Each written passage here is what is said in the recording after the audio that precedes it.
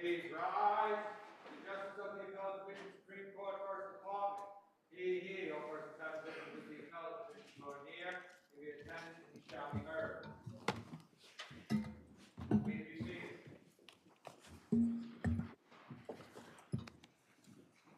Welcome to the Appellate Division First Department.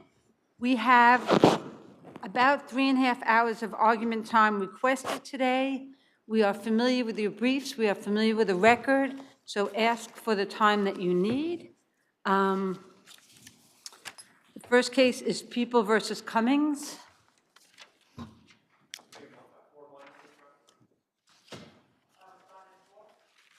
I'm sorry, what did you say?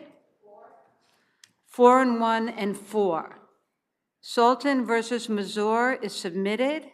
Samuels versus Sophia is submitted. 81st Realty Corp versus GHCR.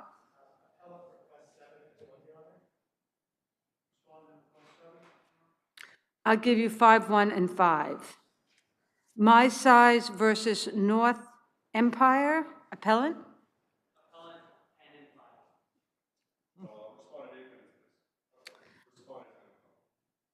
You're also a cross appellant, right? I'll give you 6, 1, and 6, 1. 228 West 72nd versus 228 West 72nd. I know there are 2 respondents in that case. Appellant? Appellant 8 and 1.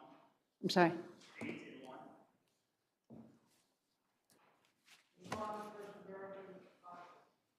Responding 228 West 72nd LLC, 5 minutes.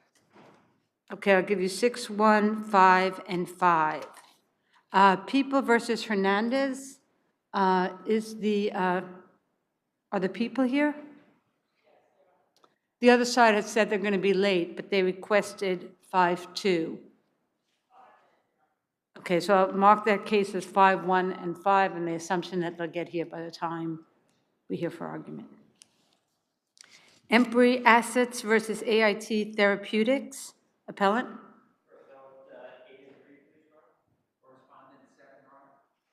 I'll give you 7, 1, and 7. Resorts Group versus Cerberus Capital. Appellant?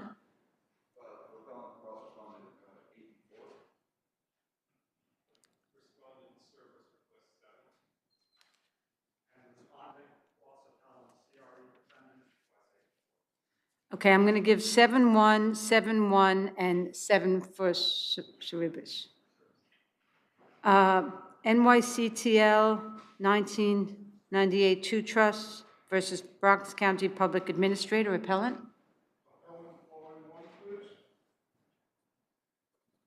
Respondent? 4, 1, and 5. Oscar Blondie Salon is submitted. Appellate is submitted, and Gomez versus Sipser is submitted. So the first case is People versus Cummings.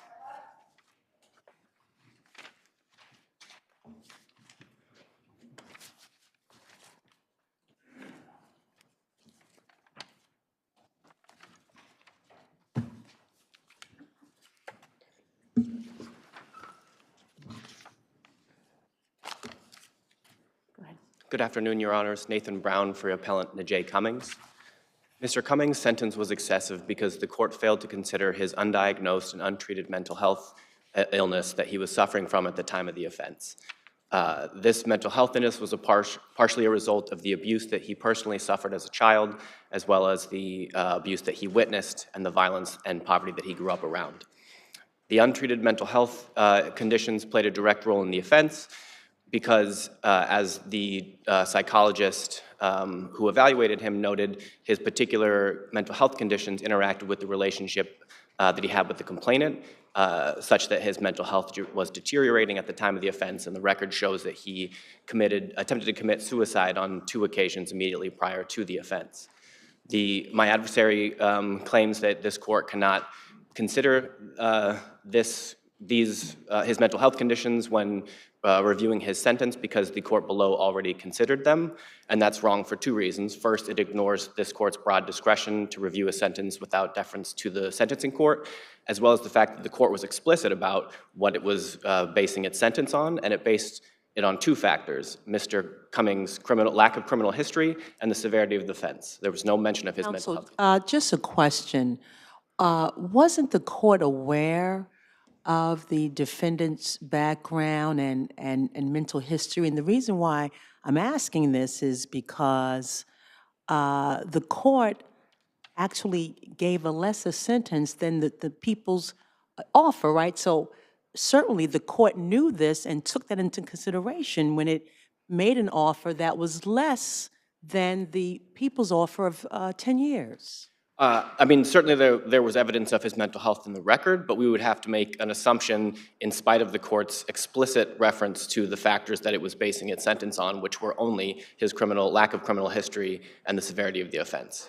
He makes no mention of the mental health of Mr. Cummings. How much time was this defendant facing if he had been convicted, let's say, at trial? I'm not sure off the top of my head. The prosecution was asking for 10 in this case, and the defense was asking for 5. Was the maximum 25 years? I believe it's something around that. I don't know off the top of my head. I'm sorry. And the minimum was 5? Yes, Your Honor. So he got sentenced to 2.5 above the minimum? That's right, Your Honor. And we asked that it be reduced to 5, in part because of the mental health conditions, as well as the fact that Mr. Cummings will be deported as soon as his sentence is completed.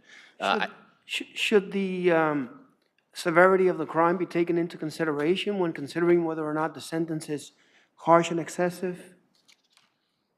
Certainly, it should be, and the court explicitly said that he considered that when weighing the sentence he gave at 7.5. But given that he failed to consider other mitigating circumstances, the 5 years would be more appropriate in addition. Now let's look at what happened to the victim here. I'm sorry? What happened to the victim? Ultimately? Ultimately, the victim was stabbed in the stomach and her intestines basically spilled out. And so that was a very serious injury that she sustained. Correct, Your Honor, and we're not obviously here to condone that. Mr. Cummings demonstrated his regret and remorse immediately after the offense. When he went home, he instructed his mother to call 911, essentially turning himself in. And when the police arrived, this is a demonstration again of his mental health. He was found covered under a blanket, sobbing, clutching a photo of himself and the complainant together. He was not of sound mind at the time of this offense. I'm not really clear about the remorse. And the reason why I say that is because I don't believe he was interviewed by probation and he made no statements at sentencing. So I'm not really clear that the remorse was actually expressed. I'm not clear about that. I mean, he certainly didn't make an explicit statement of remorse at sentencing or during the interview with probation, but I think that we can look at the circumstances surrounding that. He asked his mother to call 911, and clearly the actions of, covering himself under the blanket and sobbing is not somebody who is happy about their actions. Thank you very much.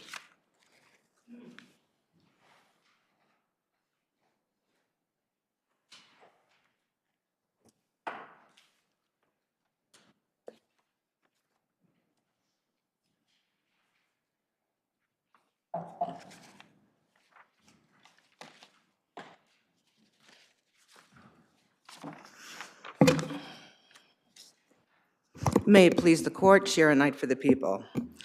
First, Well, counsel, before you get started, your adversary points to the fact that the sentencing court highlighted the lack of a criminal record and the severity of the crime in given the offer of 7.5 years where the maximum was 25 and the minimum was 5. Was there anything else considered by by the sentencing court in the record? I would say everything put forth in the defendant's pre-pleading investigation report was considered by the court. Whether or not the court found any merit in those arguments is a different thing. The court clearly found there was merit in the fact that the defendant was a first-time offender, and he balanced that with the severity of the crime, which, as Your Honor pointed out, was an egregious, heinous crime against an unarmed woman on a public street, which caused her to undergo 2 emergency surgeries. She remained in critical care. So this is a very egregious offense.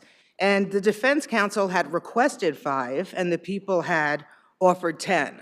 So the court did consider everything and balanced it, both arguments, and came up with the 7.5 years with 5 years post-release supervision, which is a very fair sentence considering if defendant had gone to trial and been found guilty, he did face a maximum of 25 years. And this was a 7-count indictment also. Aside from that, as I stated, there's no mitigating circumstances to warrant a sentence reduction. The defendant benefited from this extremely generous offer from the plea court, and now he's simply rehashing the same claims he made to the plea court in his PPI. As I said, his first offender status was already factored in. His background, any past abuse is solely self-reported, and even if it's true, it did not rise to a level of hardship. And here the defendant cannot reasonably attribute his acts to being a domestic violence victim when he was not the battered party in this relationship with his girlfriend, but rather the perpetrator of domestic violence against her. And regarding the mental illness, the psych evaluation noted that this defendant greatly exaggerated his mental distress to doctors. His depression was contingent on the outcome of his legal case, and his depression was not a severe mental illness that reduced his mental capacity or compromised his decision-making. If you look at the cases cited by defendant, like Reyes and Strawbridge, there was a direct role to be played by the mental illness. In Reyes, the defendant had a psychotic break that was caused by the mother's death and his inability to afford his medication. Strawbridge, there were extraordinary circumstances surrounding the conduct of this defendant after she gave birth. And in Farrell, the defendant had bipolar disorder and substance abuse. This was depression, and there's absolutely nothing in the record to support any kind of link to this defendant's depression and this attack on his girlfriend. Defendant doesn't even state so. If there are no further questions, I ask that this court affirm defendant's judgment of conviction. Thank you very much. Thank you.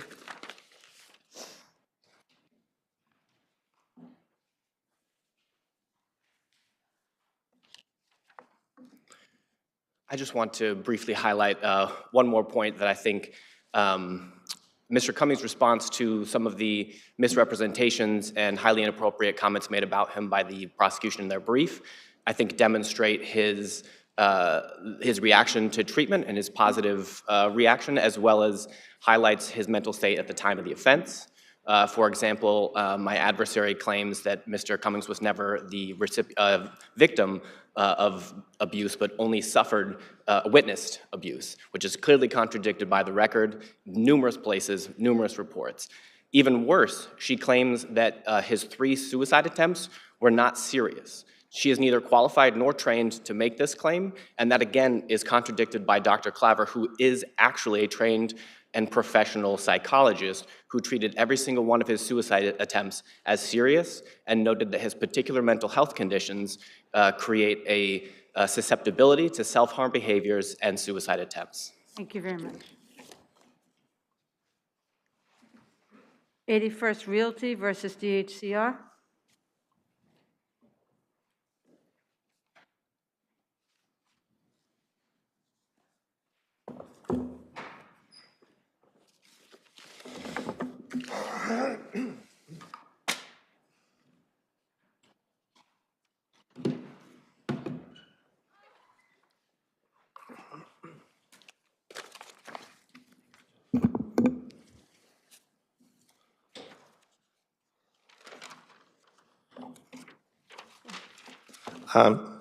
Good afternoon, Your Honors. May it please the Court, John Delaportis of Emmett, Marvin & Martin for the appellant, 81st Realty Corp. Straightforward legal issue here, Your Honors. We're here today because the DHCR, in our view, is not applying the proper formula that the Court of Appeals set forth in the Regina case for calculating rent overcharges. And so just briefly by way of background, there was a Court of Appeals case called Roberts. It found that a class of apartments that the DHCR had itself said were deregulated, in fact, should be rent regulated.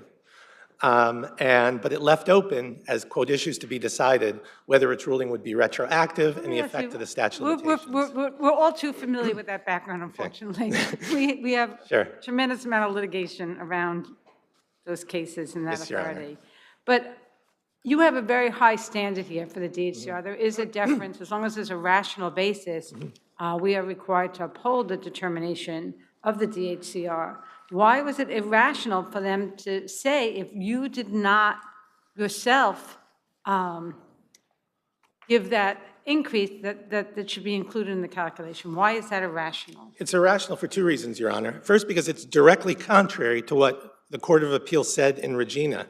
The Court of Appeals said that we're allowed to calculate any rent increases available. It didn't say actually taken, it said available. Now, if they're arguing that that's some sort of careless use of words, they should go back to the Court of Appeals and argue that. But that's not the case here. And we know it's not the case here because the Court of Appeals itself in Regina gave us an example, and this is on page 359 of the 359 of the decision. It's tucked away in a footnote, but it's important. It says, quote, "We reject the tenant's argument in Taylor and Reich that the rent should have been frozen under RSL 5217, which provides that the failure to file a proper and timely rent registration statement precludes an owner from collecting rent increases until a registration is filed." They rejected that. And they said the reason they rejected it. They said, "Rent freezing is inapplicable in Roberts cases where the failure to timely register resulted directly from DHCR's endorsement of a misunderstanding of the law." Well, counsel, That's us, Your Honor. was there any waiver that might have taken place? This was never rectified, right? That's the same argument they're making there. They're saying you waived because you didn't file the right form. Here they're saying two things for us here. For one of our rent increases, they're saying we didn't file the major capital improvement form. We filed it for the rest of the building, but we didn't file it for this apartment because it had been deregulated since 1995. Then the second thing they said is for the other one, we didn't take a lawfully available rent increase for 1 year. We didn't take it because, again, it had been deregulated since 1995. The DHCR said it was deregulated, and thus we don't have to take the max every single year. Those waiver cases do not apply here. They're directly contrary not only to the express terms of Regina, but to the underlying rationale. And they don't make any sense in the context where we're following the DHCR's guidance. A waiver under New York law has to be, it's right to the Court of Appeals in this court, has to be knowing, intentional, and voluntary. Under no circumstances were we waiving rent increases when the DHCR told them you can take them this year or next year or the year after. So there's not a single case ever before this one in which a waiver rule has been applied to a post-Regina, post-Roberts apartment. This would be the first. It shouldn't be the first. It's contrary to everything the Court of Appeals ruled, and you should be entitled, DHR is entitled, in our view, Your Honor, to zero deference. It's entitled to zero deference for the reasons set forth in Roberts itself, Your Honor. Roberts, which was interpreting the same thing, Roberts reversed DHCR, and DHCR, and that said, again said, we're entitled to deference. And they said, no, you're not. Interpreting the same statute, they said, quote, "Nor do we owe deference to DHCR's reading, for this appeal does not call upon us to interpret a statute, same statute, where, quote, specialized knowledge and understanding of underlying operational practices or an evaluation of factual data and inferences to be drawn therefrom is at stake, and that we should defer to the administrative agency's interpretation. Rather, where the question is one of pure statutory reading and analysis, dependent only on an accurate apprehension of legislative intent, there is little basis to rely on any special competence or expertise of the administrative agency." So Roberts itself says, when you're figuring out rent overcharge, now if it's a number crunching, fine, but this isn't number crunching. They're importing a rule into the Regina calculation called the waiver rule, which has never been applied and has no business being applied here. Thank you. Thank you, Your Honor.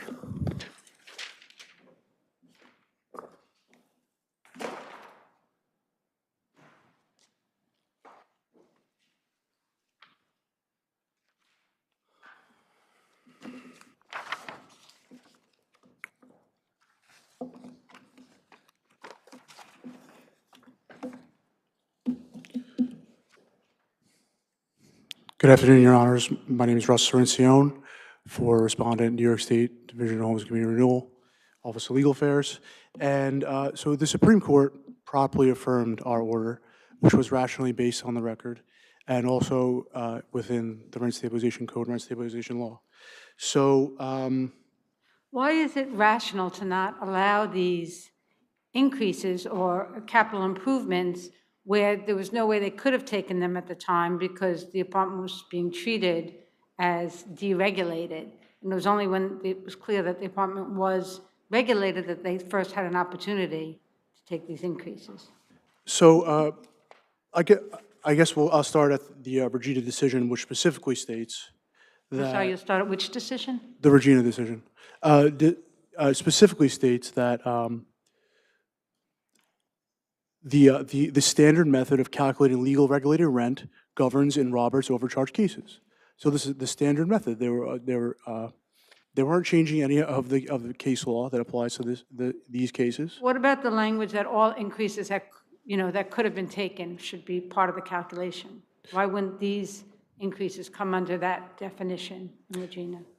So the court was quoting the Rent Stabilization Code, which says that lawful increases are to be applied, and based on a plethora of case law, the increases that appellant is asking for were not legally available at the time of the DHR complaint. So So you're saying because they were not legally available, because the apartment was deregulated, they can't then take advantage of them later when the apartment becomes regulated again? Oh, Your Honor, let me just clarify. So under the Rent Stabilization Code, Rent Stabilization Law, if a landlord doesn't take an increase that they're quote-unquote entitled to at the time, it's effectively waived. There's a lot of case law on that issue specifically, and cited in the brief, even before this court. Although the cases don't deal with post-Regina, they're still applying the Rent Stabilization Code as it exists, at the time. One of the cases, North Carolina leasing, the base rent cannot be retroactively increased to reflect prior permissible increases that an owner failed to charge. Do any of those cases involve this situation, though, where the apartment was not rent stabilized at the time the increases were available, was not being treated as rent stabilized, and later was being treated as rent stabilized? That scenario. There are cases dealing with waiver. the J51 type apartments from Roberts. There are cases dealing with that. Many of them deal with a preferential rent scenario, which is what this case essentially is. The appellant's arguing that for the 2014 vacancy lease, that the legal regulated rent was higher than what the tenant was charged. I'm sorry, isn't a preferential rent when you're saying that we could have charged you more and we're holding that as letting you pay less, but we're increasing for legal purposes? So how is that like this scenario? So the preferential rent is defined in the code, Rent Stabilization Code, as whenever the tenant is paying less than the legal regulated rent. So the legal regulated rent is higher, tenant's paying lower. It has to fulfill the higher legal regulated rent must be set forth in the lease to be preserved for the landlord to later on claim that this preferential rent's going away, we're going to raise the rent. So in this case, it was not preserved because they had an unconscionable late fee clause, which this court has held is invalid and does not preserve a legal regulated rent. I have a question. So my understanding is the apartment that's issue, it was being charged market rate rent, right? Because it was deemed not rent stabilized, correct? So that when you have a situation like that, and now the base rent is for default purposes or rent overcharge purposes has to be calculated, it seems it's that the landlord now is trying to increase that base rent by increasing it by the charges that it could have done but didn't, so as to reduce its amount of overcharge, I guess. I mean, is that what's happening here? That's exactly what's happening, Your Honor. Yes, and that's where DHR understands that, because they're trying to reduce their overcharge, what liability, so that the DHR is saying, no, you can't do that because of this type of scenario that we have here, right? I mean, it sounds like that's what's happening. Yeah, that's a great way to explain it. So the first time that the tenant was overcharged, in this case, was in 2015, and the tenant paid $4,700, but the landlord was only entitled to charge $4,575. That was in 2015. And what the appellant's arguing is that the lease before, the 2014 vacancy lease, they charged the tenant $4,500. There was no overcharge. That's the legal regulated rent under Regina. Right. Regina says that the rent's charged to the tenant on the base fee. That's the legal regulated rent. Right. And Okay. Thank you very much. you're welcome. Thank you.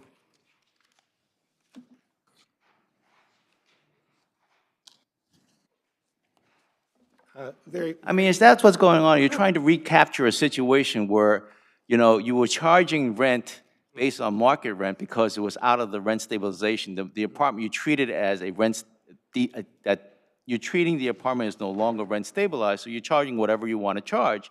And now that you're faced with an overcharge claim, you realize, I want to change that base rent, and the ways I can do that is I can say, I didn't apply the amounts or the charges or the increases that I could have when I treat it as when I treat it as market rent, and I want to now apply it now so that I can reduce my overcharge claim. Is that what's happening, or am I missing something? Your Honor, I wouldn't quite agree with that characterization.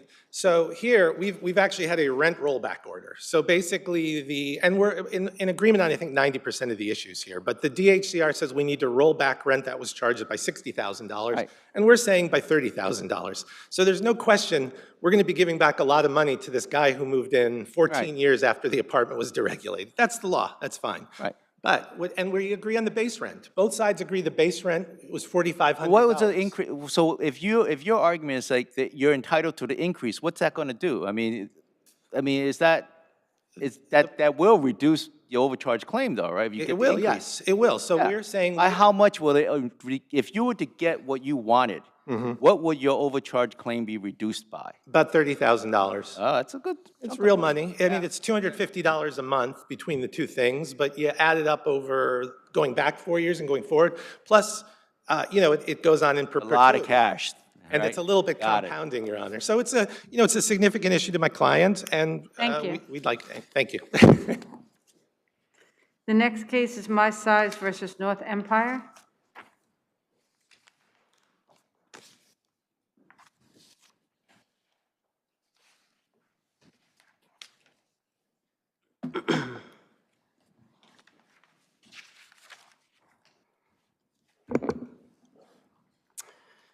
Good afternoon, Your Honors. May it please the Court. Aaron Twersky of Twersky PLC on behalf of Plaintiff Appellant My Size.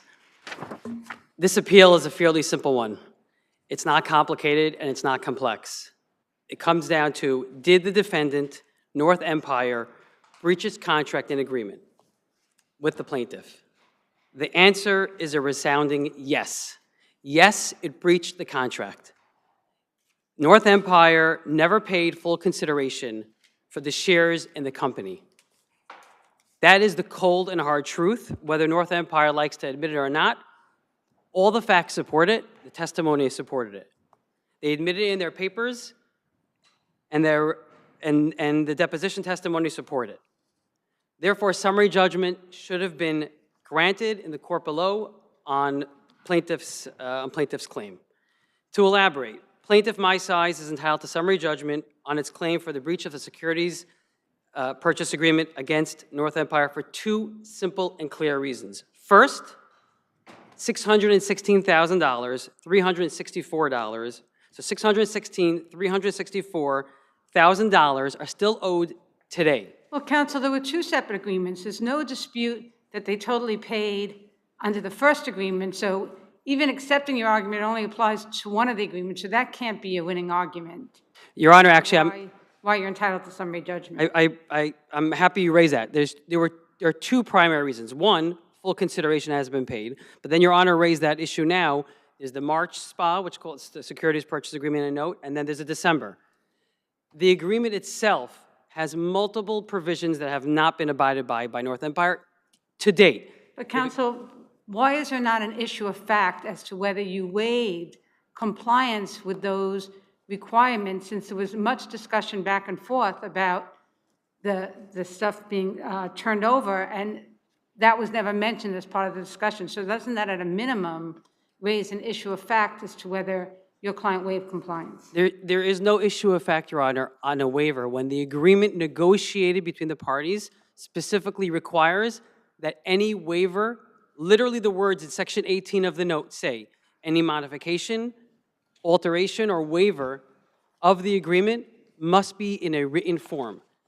Never in any testimony, in any submission, in any affirmation or affidavit submitted by North Empire do they claim that they submitted any sort of written, that there has been any waiver in a written form.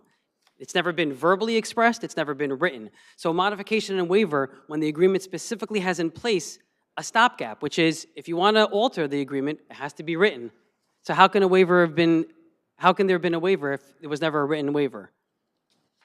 Those are the two primary reasons, Your Honor. One, consideration hasn't been given. Two, there are multiple terms that were not abided by. One, in order to convert the note into shares, a surrender had to be, the actual surrender of the note had to be given in physically. Again, there is no testimony. In any of the communications that went back and forth, was that discussed? You have to surrender this before we issue? Was that the bone of contention in this case? Why? That is not the why it didn't happen? That's not the contention, Your Honor. Frankly, we are not North Empire's babysitter. This was an arm's-length transaction negotiated between, in their own testimony, a sophisticated investor, North Empire, in their testimony, Mr. Mishula Martin, who was the representative, the CEO, or the principal of the entity, testified that he's a sophisticated investor. He knew exactly what he was doing. Yet, surrender was required under the terms of the note. A conversion notice, which was exhibited to the actual note to be surrendered, had to be given, and there was a default provision that if somehow... Same issue. Was that ever discussed during all these negotiations about No. when it would be turned over? No, but we're not the babysitters. What was the reason you did give for why it wasn't going to be turned over? What was the reason why we did give? Well, you did give. What were you telling them as to why it wasn't being We turned explained to them that we haven't been paid in full. We explained to them at So some... again, how does that work for the first agreement? The first agreement, they never surrendered. They never issued you a never default. requested them to surrender. Why do I have to request it? We didn't sign up to be the babysitter for North Empire. We're not here to babysit them to tell them, well, you have to surrender the note, you have to give it the conversion notice, you have to give us a 15-day cure period. The agreement has a cure period for What a about reason, the Your Honor. allegation that there were other people who got or companies that got their stocks without having to go through the conversion and surrender? That's factually not true. They allege it, but they have never supported it. There is no actual submissions by any, there's never been a deposition, there's never been an affidavit. They just say it. That's one. Two, even if there had been arguendo, which is not true, but even if there were arguendo, other people that were given shares that haven't paid fully, an agreement and a contract between them is not the same agreement between someone else. Let me ask you one more question. Isn't there also issues of fact as to when defendant was actually aware that plaintiff was in default and not delivering over the possession of the shares? Haven't they said that they didn't even know you had the shares yet? Because you kept claiming you didn't have the shares, and doesn't that raise an issue of fact? How does that fact impact the breach of contract, though, Your Honor? Because how could their condition precedent of demanding the complying with the contract come into play if they didn't even know you had the shares yet? They had a requirement under a contract to do A, B, and C. They didn't do A, they didn't do B, they didn't do C. I don't understand, Your Honor, how what we may have said or not said, whether we have the shares or not, they could have easily said, well, regardless whether you have the shares. They can't make a demand unless they know you have the shares. They've never alleged that we defrauded them. They don't have a counterclaim for fraud, that we misrepresented, that we don't have the shares. That hasn't been their claim, Your Honor. Thank you. Thank you, Your Honor.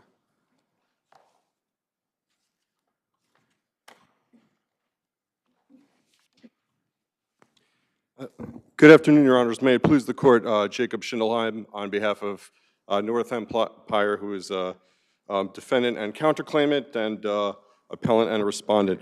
To start off, listening to counsel's argument, it's evident that he's disagreeing on multiple points with his own. All right, I'm trying to understand this. I'm trying to understand this entire transaction. Plaintiff sued the defendant because plaintiff is alleging you owe them about $616,000 on the deal, right? You're suing plaintiff because you're saying you didn't give me the stock certificate when you were supposed to give me the stock certificate. That's it, right? That's the bottom.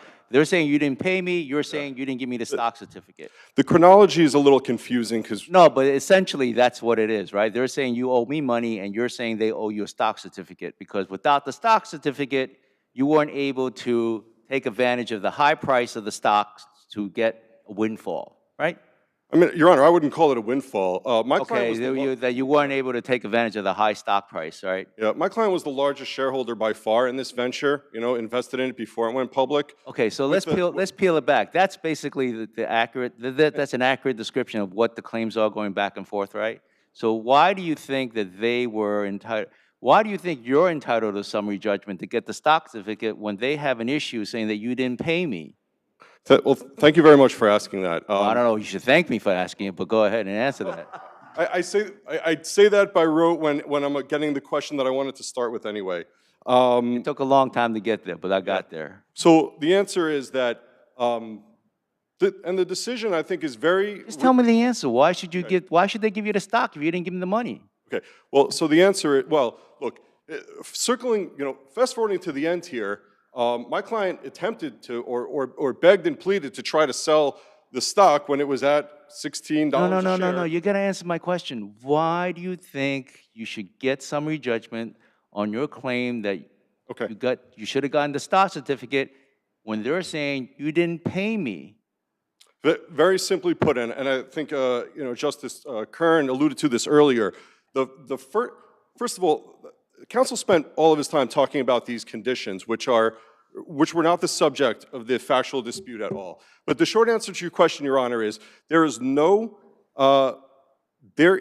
counter argument as to why the March agreement, which was paid in full, the stock certificate was withheld upon. And in fact, they could have issued a stock certificate for that amount and said, well, the December agreement is not fully paid. And in fact, there's a provision in there that says that if something is not fully paid, they just give a pro rata of. Let me stop you right there. So arguably then, you should have gotten the stock certificate based on the March SPA. What about the December SPA? Okay, well, first of all, Orcles, the CFO, testified that there was no merger agreement. Those are of us that did corporate law. There's no basis upon which my size unilaterally could have decided that, well, we're going to just decide to merge these two together. But the real answer to your question, Your Honor, if I may just get to the heart of it is, for their summary judgment motion, as Your Honor in her decision noted, this is riddled with or fraught with factual disputes. When was the demand made? I got an answer for you. What? The answer is, there's a factual issue here whether or not those two agreements should be considered as one or separate, but there was only one stock certificate that would evidence, or at least perhaps create a factual issue that, yes, your argument is that they were actually intertwined, these agreements, so that therefore I couldn't get the stock certificate, right? Well, respectfully, not really, Your Honor. The distinction is this. In order for their summary judgment motion to succeed, you would need to take the facts as they state them. In order for our summary judgment motion to succeed, you could take the facts as they stated them. They testified, his clients testified that Ellie Wallace testified, the CEO of the company, that it had nothing to do, he said, and this is quoted by Your Honor and this is in her decision, the only reason that North Empire didn't get its shares was because it was not fully paid. Nowhere in this litigation ever was there any discussion about these preconditions of the note. Second of all, well, counsel, the preconditions of the note are in the note. Let's talk about that for a second. They're explicitly in the agreement, so you have to deal with it in some Fair enough. fashion. I will deal with it. 3 quick points. Not just to create an issue of fact, because But what I'm even if there's an issue of fact as to whether it was a waiver, it's not waiver as a matter of law. So how do you get around that? I get around that because by my size's own representative's testimony, they had a CEO and a CFO. The CFO told us that they did not look for this conversion notes or these preconditions from any other investor. Counsel misrepresented. He said that we made that up. It's cited in the decision. That was in the testimony of Orcles. Doesn't that go to the issue of waiver, since it is an explicit condition in the agreement? So isn't that go to the issue of waiver, which is inherently a fact-intensive analysis as to whether there was or was not a waiver? So 3 quick points, Your Honor. Number one, if that was really the case, if they were withholding the stock certificate because they didn't get the preconditions, why did they eventually send it anyway? They just decided at some point, he's asking us a lot, so then we'll disregard it. At what point is this a waiver? And at one point, it's not the way they operate. Well, that goes to motive, and that's a factual issue, like my colleague said. Now, at that point, you have two scenarios, and you have to start, the trier of fact has to decide what is the motivating factor for them to actually send you the stock certificate. And how about when you have testimony from the CEO of the company himself saying that, I quote, his testimony, not ambiguous, the only reason why we withheld the stock certificate from North Empire was because they owed us money. He contradicted the CFO who started to talk about these preconditions, which, by the way, and the third point is when... No, you'll have time for that on rebuttal before you make another point. So I could just finish this point, or? Finish this point, one sentence. The point is just merely that at no point during these facts, in other words, until this litigation came up, there was no discussion of these preconditions. It was always, we'll get it to you, we'll get it to you, we'll get it to you. You have time for rebuttal.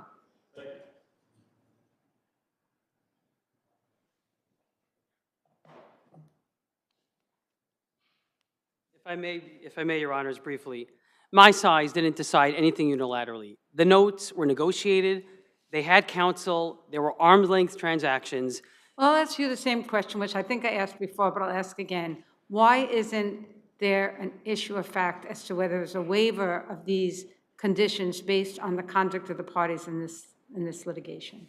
Because the agreement requires it to be written waiver, and it wasn't written, Your Honor. What's the issue? An issue if there's a genuine issue of fact, if there's a confusion. There's no confusion when the agreement, which is negotiated between counsel, sophisticated parties, requires it to be written. So I ask you the question. You sued them because you didn't get your money, right? Wouldn't you? I'm sorry? Wouldn't, Your Honor? I didn't. Meaning, wouldn't any reasonable Yes, person okay, thank you. I couldn't hear. owed a lot of money? They would want. So then, if that's the case, then why, as he said at the very tail end, you ultimately gave him the stock certificates without getting paid? In the end, after enough coaxing and persuasion, as a good faith measure, we issued it, hoping that we were told, because we were told multiple times, representations, that we would get the money, and we never got it. Thank you very much. Thank you, Your Honors. Have a great day.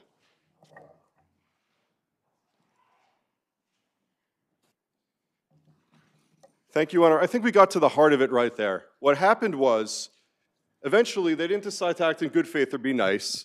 What happened was, my client by far was the largest shareholder. There was no lockup agreement. It's actually the first thing I looked for when I was given this case. What if there was a lockup agreement, like there often is with public companies when they go public? But there wasn't. So if my client got their shares timely like they should have, instead of being withheld, they would have been able to sell a large portion of the shares and the stock price could have gone down. So what they decided was, and there was a point made earlier about, oh, why didn't we sue for fraud? Well, we all know that if you have a contract, you know, fraudulent acts as opposed to fraudulent inducement are duplicative of it. But their actions really were fraudulent. They decided, let's hold on to the stock certificate and then give it to our transfer agent and then not give it to the company's transfer agent. So they weren't able to sell it. He's begging them to sell it when the stock price is 16. They held it. They eventually said, all right, well, now the stock price is in a different place, and now we could release it to them. And at that point, the share price had gone from $16 to $3. They had no legal right to withhold the stock certificate. They never made any demand for any of these preconditions at all. Thank you, counsel. They, by their own testimony. Thank you. Thank you, Your Honor. The next case is 228 West 72nd versus 228 West 72nd.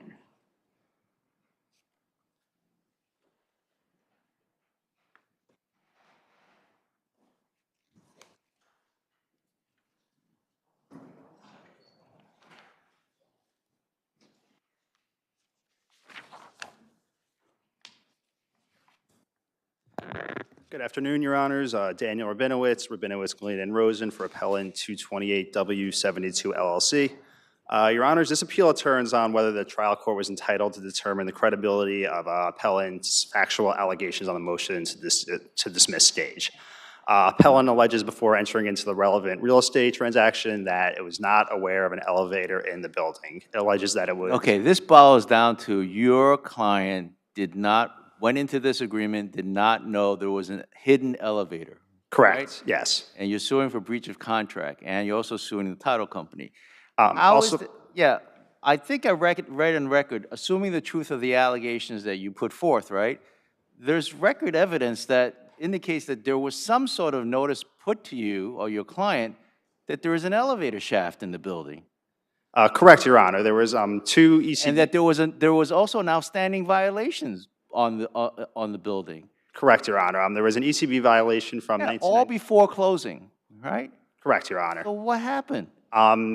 Your Honor, my client, representative of my client, he went into the building. He toured the building as was his obligation under the as-is clause in the contract of sale. He did not see an elevator anywhere. There were no doors. How could he not see it? Okay, there is no elevator because they sealed it up, but you have two pieces of evidence that says there's a shaft, at least there's an elevator shaft that will raise that, you know, at some point, don't you think your client should explain about how, yeah, I knew about these two things, but I decided to ignore them? Or said, yeah, I knew about these things, and I hired somebody to come and knock down the wall to find out what's there behind it.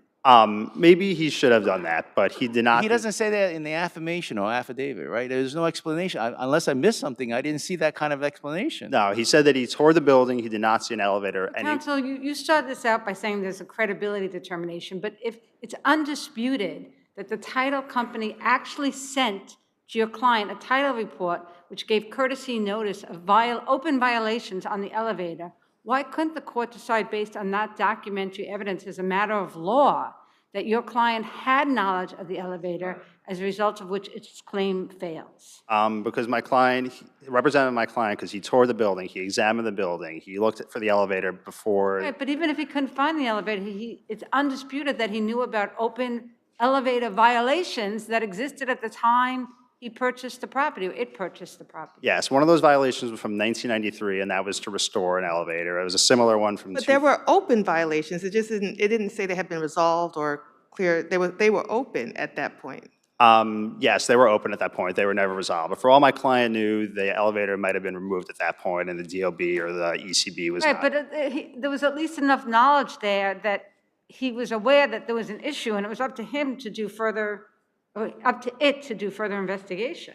I agree that there was knowledge that there was some issue with an elevator at some point in time. That's what those violations would show. So since the contract said it's as is, and you take the premises as is, and the contract made absolutely no representations one way or another about an elevator or lack thereof, where does a cause of action come up for breach of contract? Because the breach of contract, there was also representation that there were no active administrative or governmental proceedings pending against the premises at the time that it was sold. But what was there? What governmental proceedings, actions were proceeding against the building? These ECB violations in the Department of Building, open violations. You're saying that's a governmental proceeding, and you knew about those?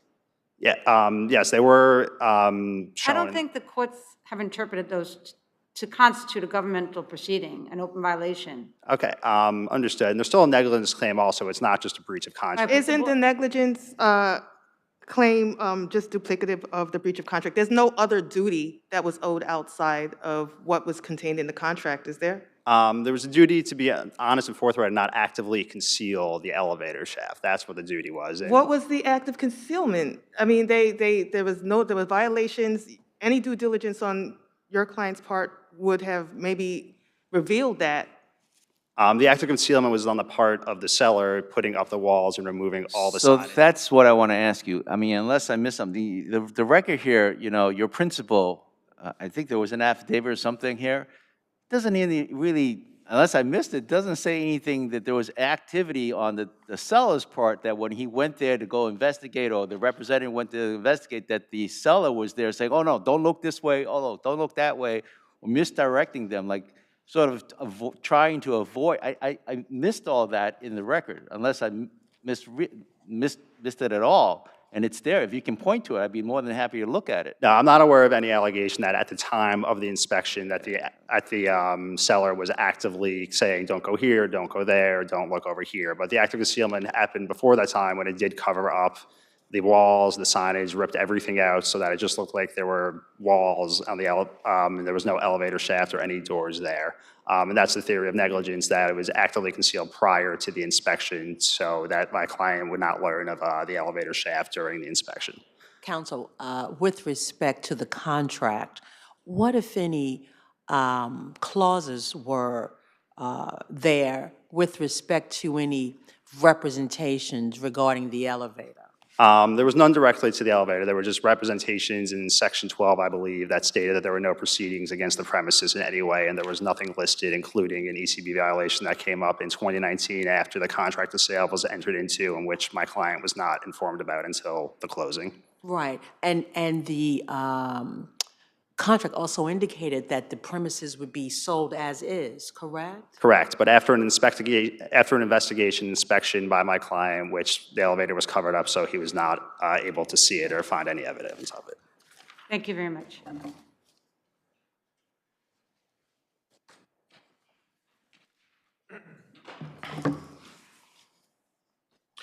Good afternoon, Your Honors. May it please the Court, my name is Peter Kane from Rosenberg and Estes for defendant respondent 228A West 72nd LLC, the former owner of the building that we are discussing today.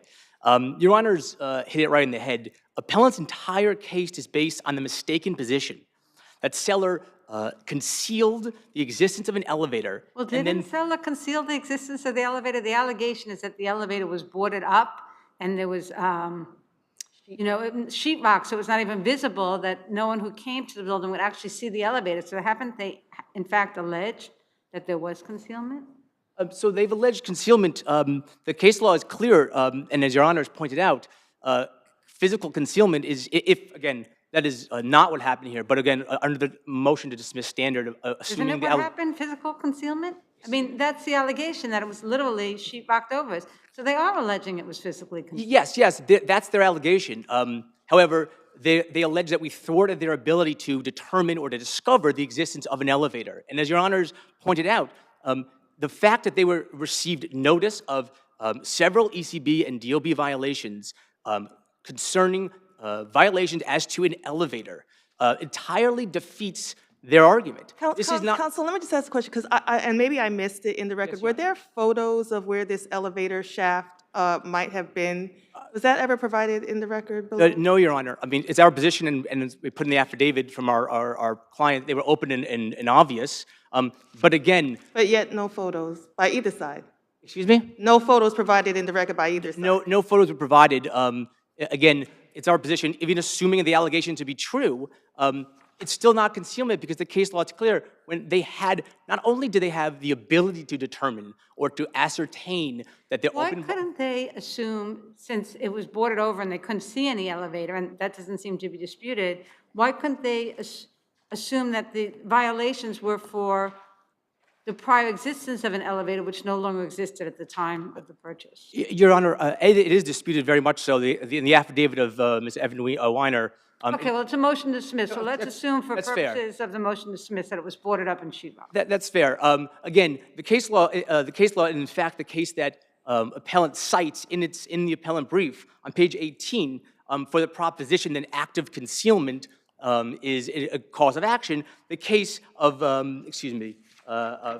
Crimmins, Matos versus Crimmins, which is a Second Department case cited in the appellant's brief.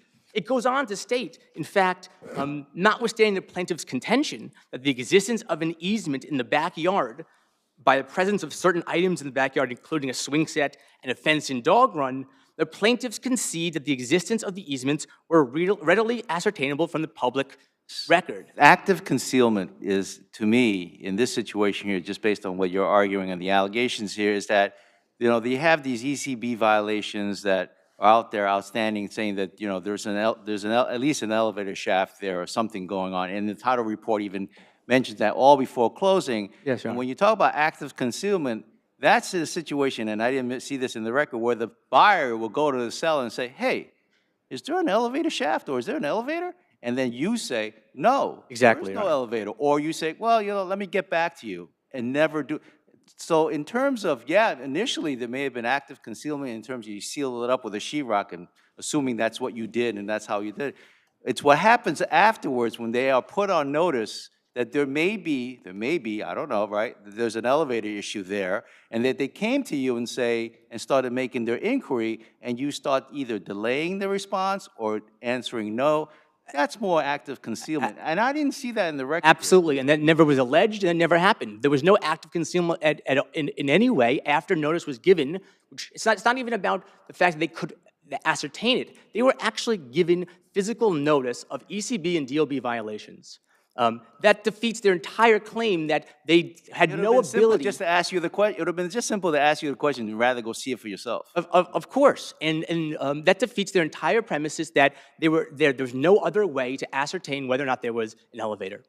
As to the issue of the contract and the representations that Your Honors asked appellant's counsel, first and foremost, the contract pursuant to Section 6 specifically defines violations, and it states that the building is sold with the violation they're taking as is. The violations in Section 6 are defined as the municipal ordinances, government violations, et cetera, in exactly the type that are here. Your Honor, if I may finish, the representations in Section 12 specifically do not state violations. That word, which is a capitalized term, is not used in that Section 12. Furthermore, Thank you. May I finish my last thought right there from Section 12? One last sentence. Thank you. That representation survives 30 days pursuant to 12F, and without that goes null and void after the closing. 30 days, which was not brought, or a claim was not brought within 30 days, and therefore which defeats that if that's the claim for breach of contract, Your Honors. Thank you.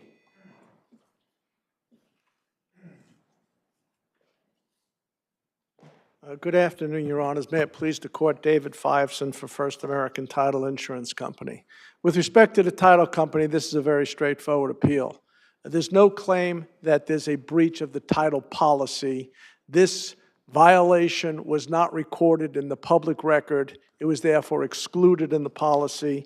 And also, if the Court would look at page 250 of the record, under Schedule B, these ECB violations were specifically referenced and excluded a second time. So the only other claim they have is for the municipal search that was provided for informational purposes only, in which they concede, which were not warranted, which were not insured, that was all disclosed on the first page of the search, and they concede in page 5 of their brief that we found and disclosed 12 open violations. I don't see what the claim is or why the title company was in this case. The law is very clear that there's no negligence claim against an underwriter in its failure to perform a title search or a title report. Unless the Court has any questions, I'll just rest on the brief. Thank you very much. Thank you.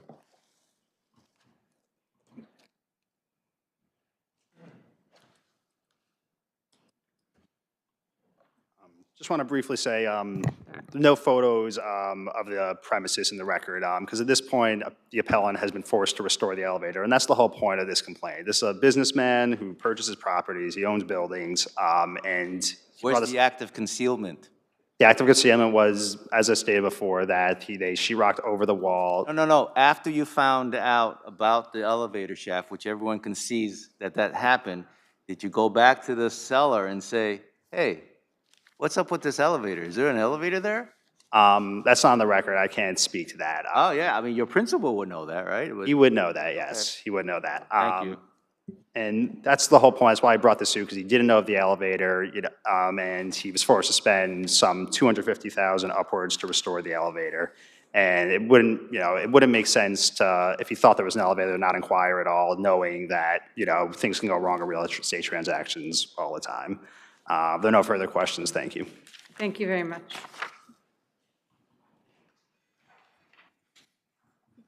People versus Hernandez.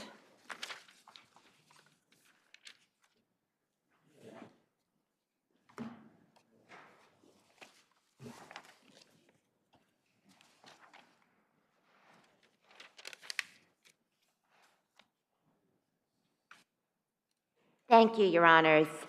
And I apologize for missing calendar calls, so thank you. May it please the Court, my name is Amy Donner, and I represent Appellant Hector Hernandez. We contend that Appellant should be adjudicated a level 1, where he was only, well, first of all, he was only 5 points above the cusp of level 1, but the 20 points were improperly assessed for stranger. Here, the complainant and appellant had a mutual friend, Anna Yele, who was both the complainant's friend and had dated and Anna Yele's ex-boyfriend. Isn't it undisputed, though, that they only met on the day of the rape? Yes, Your Honor, but Under there our was a- case law, doesn't that constitute a stranger when you're just meeting for the first time that day? Well, in the other cases where Your Honor in the other cases where the court has held, in those situations, there was never evidence where there was, on the record that there were mutual friends. Right, but But how they're does that not affect mutual. their being, I'm sorry, go ahead. They have a friend in common, but that doesn't make them acquaintances, friends, or anything other than that. As my colleague pointed out, we have cases where people have spent nights together, meeting within 24 hours, and they are still considered to be strangers. This was an incident where someone accompanied a friend over to another person's house that they didn't know, and then a rape occurs.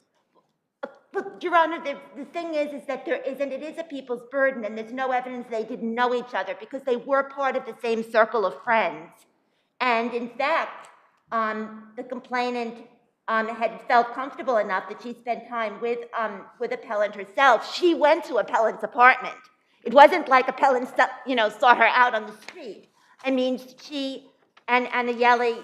But it's undisputed she didn't know him when she went to the apartment. It is actually disputed, Your Honor, because there's no evidence. The people's burden. She accompanied another individual. She didn't go there on her own accord. I mean, and even if that had happened, we have cases, as I indicated, where they spent the night together, they could still be considered strangers. But in this instance, she was accompanying another person, this 13-year-old accompanying someone to another person's house, right?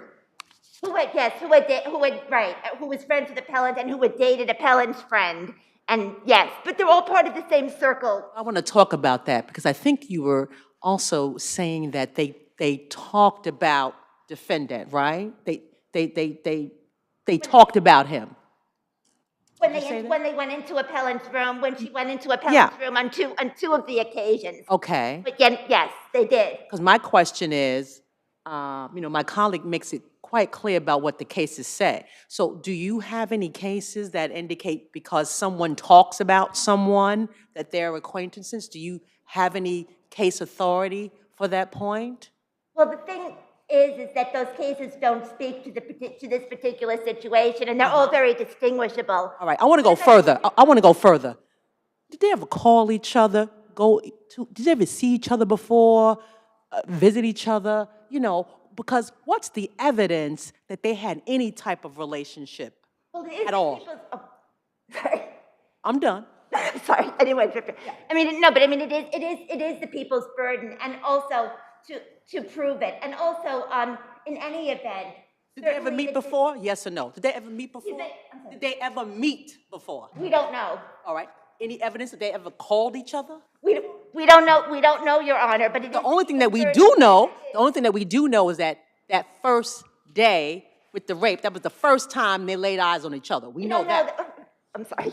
No, I mean we know that, right? We don't know that, Your Honor. Based on that, we honestly don't know that. But going on, and additionally, in any event, this would be grounds for a downward departure. It was an overassessment of the risk because this isn't the type of case contemplated by that. He was right over the cusp. Without the 20 points for this, he would be 55 points. I've never seen before where they say in the board's report that he was incident-free in prison. So this isn't contemplated by the factor of, a bad prison record. He was assessed 0 points under factor 13, which would have taken that into account, correct? But it doesn't take into account an incident-free record. Usually, it's a situation where they've got maybe some level 1, some level 2s. I've never seen, especially for a sex offender in prison, it's usually, it would be very difficult to stay incident-free. And yet he did, and he was very close to the cusp. Thank you. You have time on rebuttal. Thank you. Yes, Your Honor.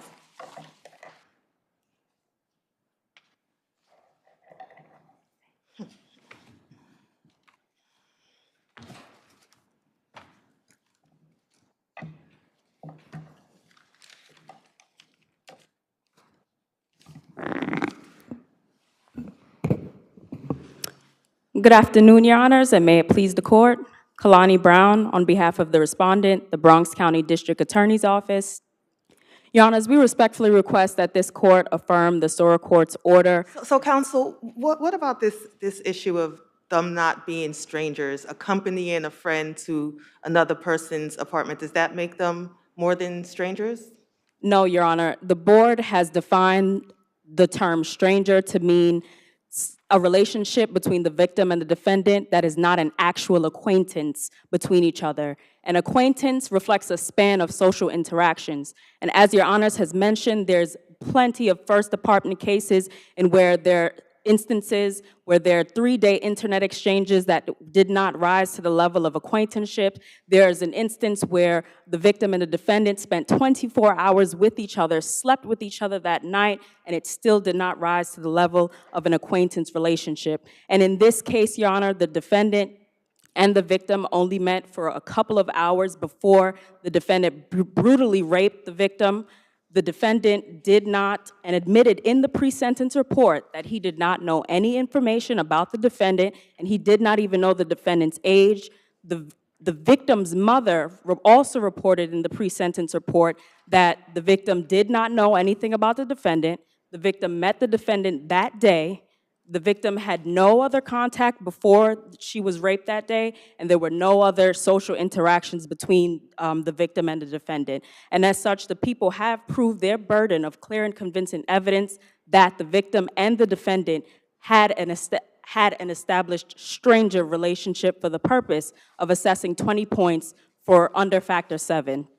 And if Your Honors have no further questions, the people would respectfully request that you affirm the Sora Court's order adjudicating those 20 points for the stranger relationship, as well as adjudicating the defendant a level 2 risk for the purpose of public safety and public communication. Thank you very much. Thank you.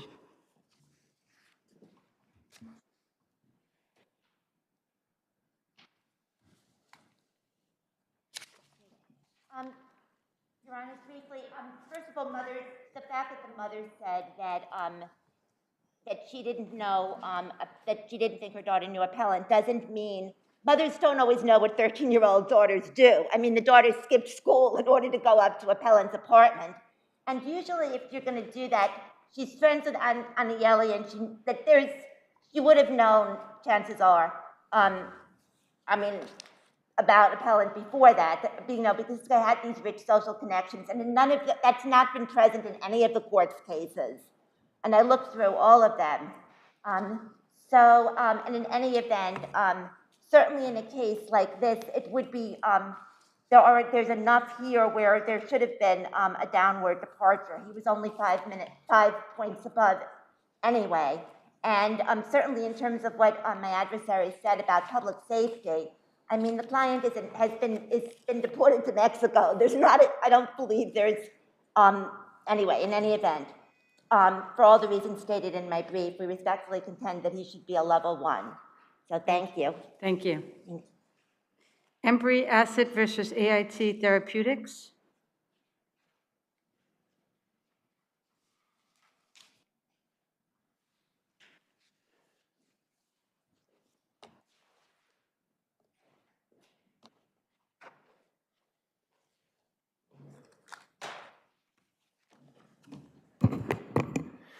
Good afternoon, Your Honors.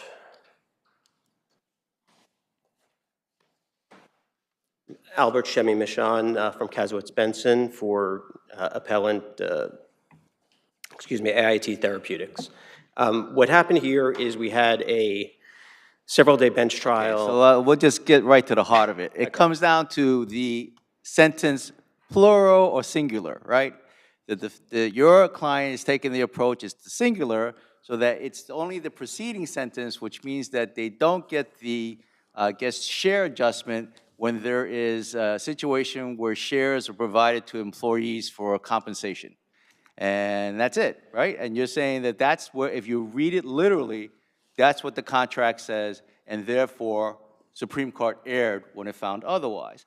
But then, if we were to do that, we would be ignoring and literally sticking our head in the sand about in terms of what the investors were asking for throughout the entire process. They wanted to be assured that their warrants, that they weren't having a dilution of their investment. Right, and that's why we went, so there was an enormous amount of discovery. Oh, a in this lot. case, right? We've seen. It's a 43-page decision that Judge Cohen wrote. Right, and it's a very nice narrative that Justice Cohen wrote. Oh, forget the narrative, but But let me just point out what the standard to reform a contract, to rewrite a contract. can you just, let's put all that aside. Let's just look at what we have here. We have a situation where both sides knew it was an anti-dilution provision that was supposed to be in there.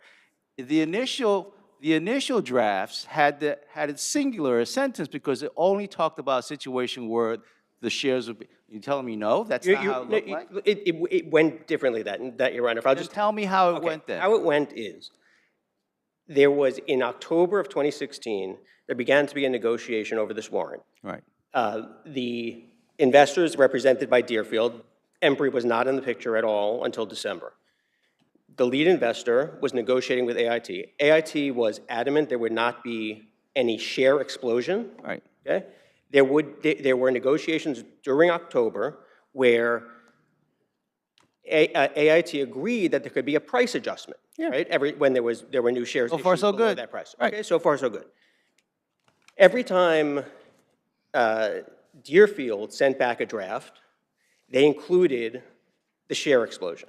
Right. Every Counsel, time. are you saying, I'm going to interrupt because this could take the whole argument. Are you saying that the rendering of the facts by the court below was incorrect in somehow in terms of how the negotiations proceeded, that the court made factual errors? Yes, it And is. what is the factual error that the court made? Is that the narrative is selective and misleading in its narrative, which reads. Let's get to the end. Let's get to the end, because up to the end, it seems pretty clear that plaintiff kept asking for a share adjustment, There was some indication that plaintiff was going to get a share adjustment. The draft up till pretty close to the end actually had a share adjustment in it. Before that second middle sentence came in, there was a first sentence, there was a third sentence. If you read the first and third sentence, which was actually one of the drafts, there's clearly both a price and a share adjustment, which only disappeared when that second sentence got added. It was only a draft. Those were only drafts that came from the Deerfield side. Every single draft, there was not a single draft that came Counsel, out. let me ask you. We've had this case before, and as a matter of fact, Justice Ong and I were both on the panel for the summary judgment, and we both held in that decision that there were clearly issues of fact sufficient to go to trial as to whether or not there should be reformation, implying that if they could prove the facts they're alleging, that would be sufficient to make out a reformation. It was a 3-day bench trial. The judge issued an extremely detailed decision going through all the negotiations, explaining why Your Honor, reformation should occur. If I may, he did not issue a decision that covered, he selectively relied on transmittal emails from Deerfield's counsel in October and early November, and from Ladenburg, which was a placement agent, instead of relying on every single draft of this document that came out of our client's side, did not have a share explosion. Not one. There's not a single one, including that last one, where But the last one's nonsensical. The last one doesn't make any sense. That middle sentence does not make sense in terms of the context of the first and third sentence. Let me explain why it makes sense. Didn't we bring that up in our last decision, why it didn't make sense? Here is why it makes sense. And this is one of the things Justice Cohen ignored, which is at the same time they're negotiating that, they're also negotiating downwards the amount of shares they can give to the employees for free, right? The Deerfield wanted a 2% as the limit. We wanted a 10%. In the same negotiations, you're still not explaining. Go ahead. You're still not explaining to my satisfaction why you think it should be singular rather than plural. Because it was meant to refer to the immediately preceding sentence. What about, okay, so it's the sentence refers to price adjustments, where the immediate sentence would only refer to one price adjustment, because 0 is just one price. So it already doesn't make sense on its face the way you're saying it should be. Your Honor, it does make sense. And one thing before my time runs out, explain how it makes sense in the context of what I just brought up. That the third sentence refers to adjustments, where the second sentence can only be an adjustment. Here's another critical part of what Justice Cohen left out Wait, answer my question. How the does that adjustment make because it could happen more than once, is why Go it's. to zero more than once? No, it can go to, the issuances can happen more than once. But it's only going to go to zero once. If Your Honor's issue is the mistake was in not editing the other sentence. It wasn't the mistake in putting that sentence in. That sentence was right. And wait, one of the things that is critical here is that a month later, Justice Cohen does not talk about anything that happened after November 4th. This deal did not close until almost January. In the middle of December, Section 3H is added to that warrant, and that effectively doubles the shares, the warrant shares that Embry got and that Deerfield got. And the shares doubled because the investors were worried that they would be diluted because they didn't have share protection. Thank you. Justice Cohen. I have a question. Let me turn my mic. I do have a question because a lot of Justice Cohen's decision, I mean, it was very thorough, well-written. A lot of it was based on credibility. So my question is, why would we upset that? Why isn't Justice Cohen, entitled to deference? Because a lot of it was credibility.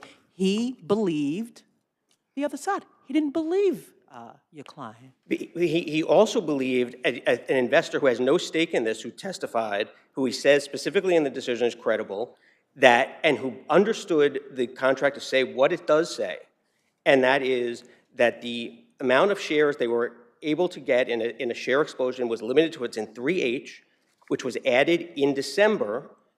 Justice Cohen just ignores it. He puts in a footnote. It is completely a selective narrative that he puts in here. You have time, rebuttal.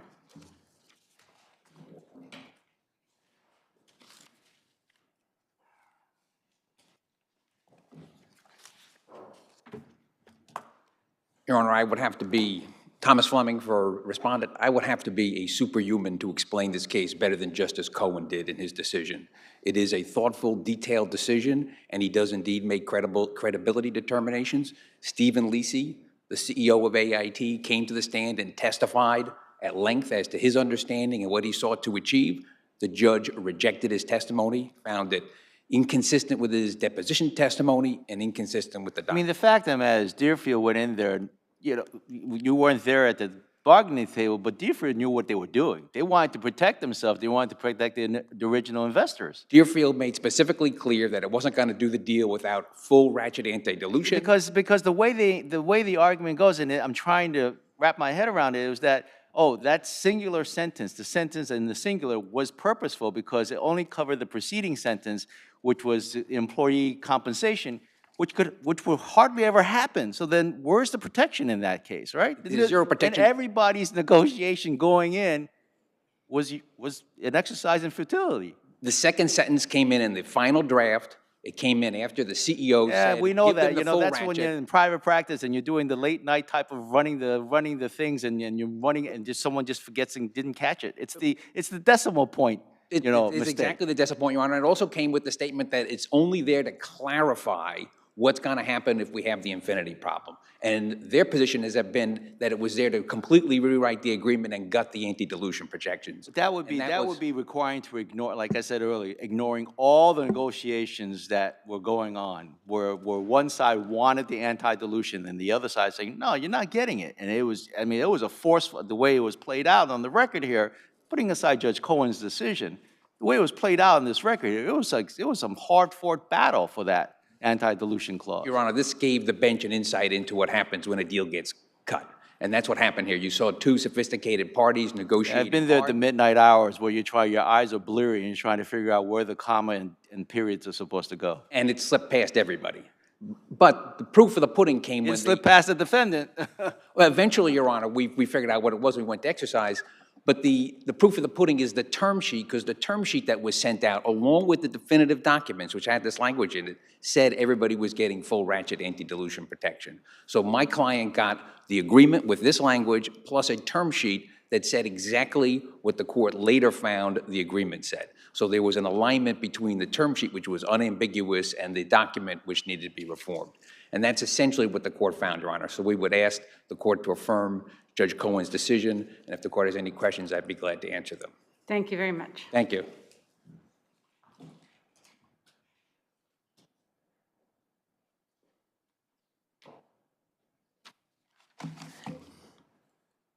A couple of things.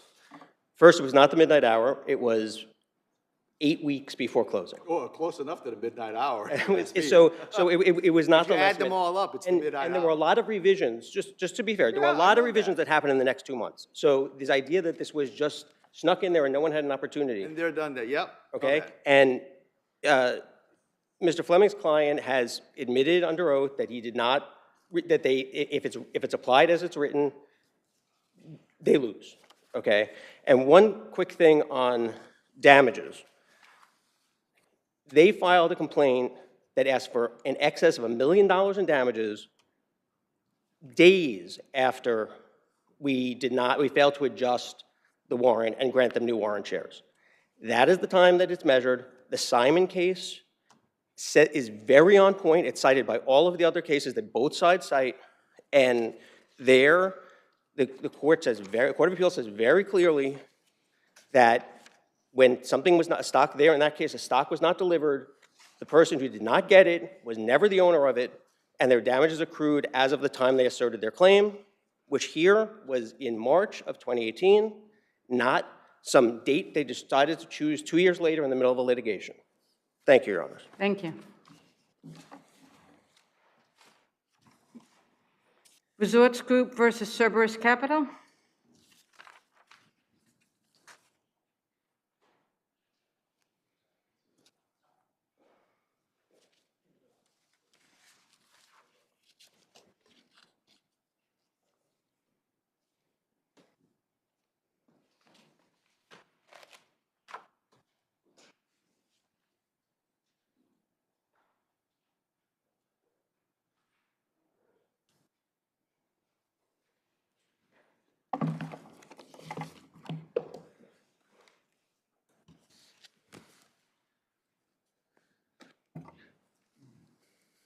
Good afternoon, Your Honors. May it please the Court, Paul Burgo from Casowitz Benson Torres on behalf of RGI as the principal appellant here. I'm going to jump right in. Yeah.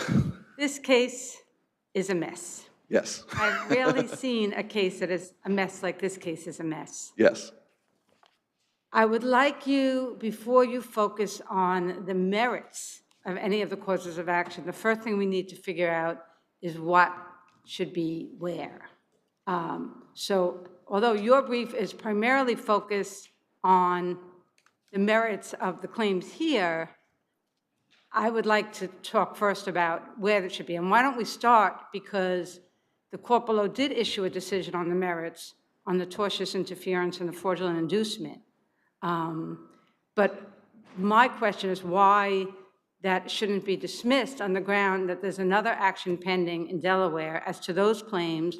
The court accepted jurisdiction of those claims, and the court actually rendered a decision on the merits on those claims.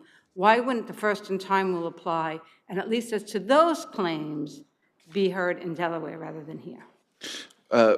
Yes, so the decision with respect to the counterclaims that we were forced to file in Delaware for our claims with fraudulent inducement, those were not, that decision was not issued before the New York court issued its decision. So, but the action was commenced before. Well, the actions were commenced on the same day.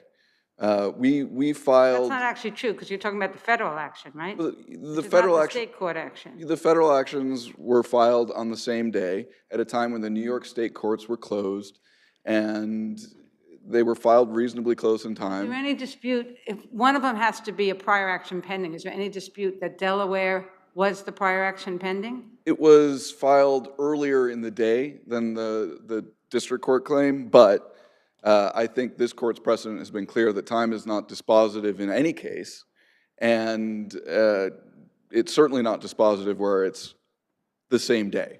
And beyond that, I think what's more dispositive here is that under this court's precedent in L3 Communications and Harvard Steel, there are no longer two different actions pending that seek substantially similar relief. What CRE is trying to do right now is get a windfall because RGI took the consistent and very eminently reasonable position that its Well, the claims... Delaware court did not think that. I mean, I read the Delaware court's decision. They were furious at you. Yes. The judge was furious at you. Yes. I think the judge, that's part of why this case is the mess it is, because the judge was not happy with the position you took in the Delaware litigation, and therefore just played Solomon and split the baby in a way that makes it very confusing for us in terms of the best way to proceed. Yes. Which was partially because of the position you took there.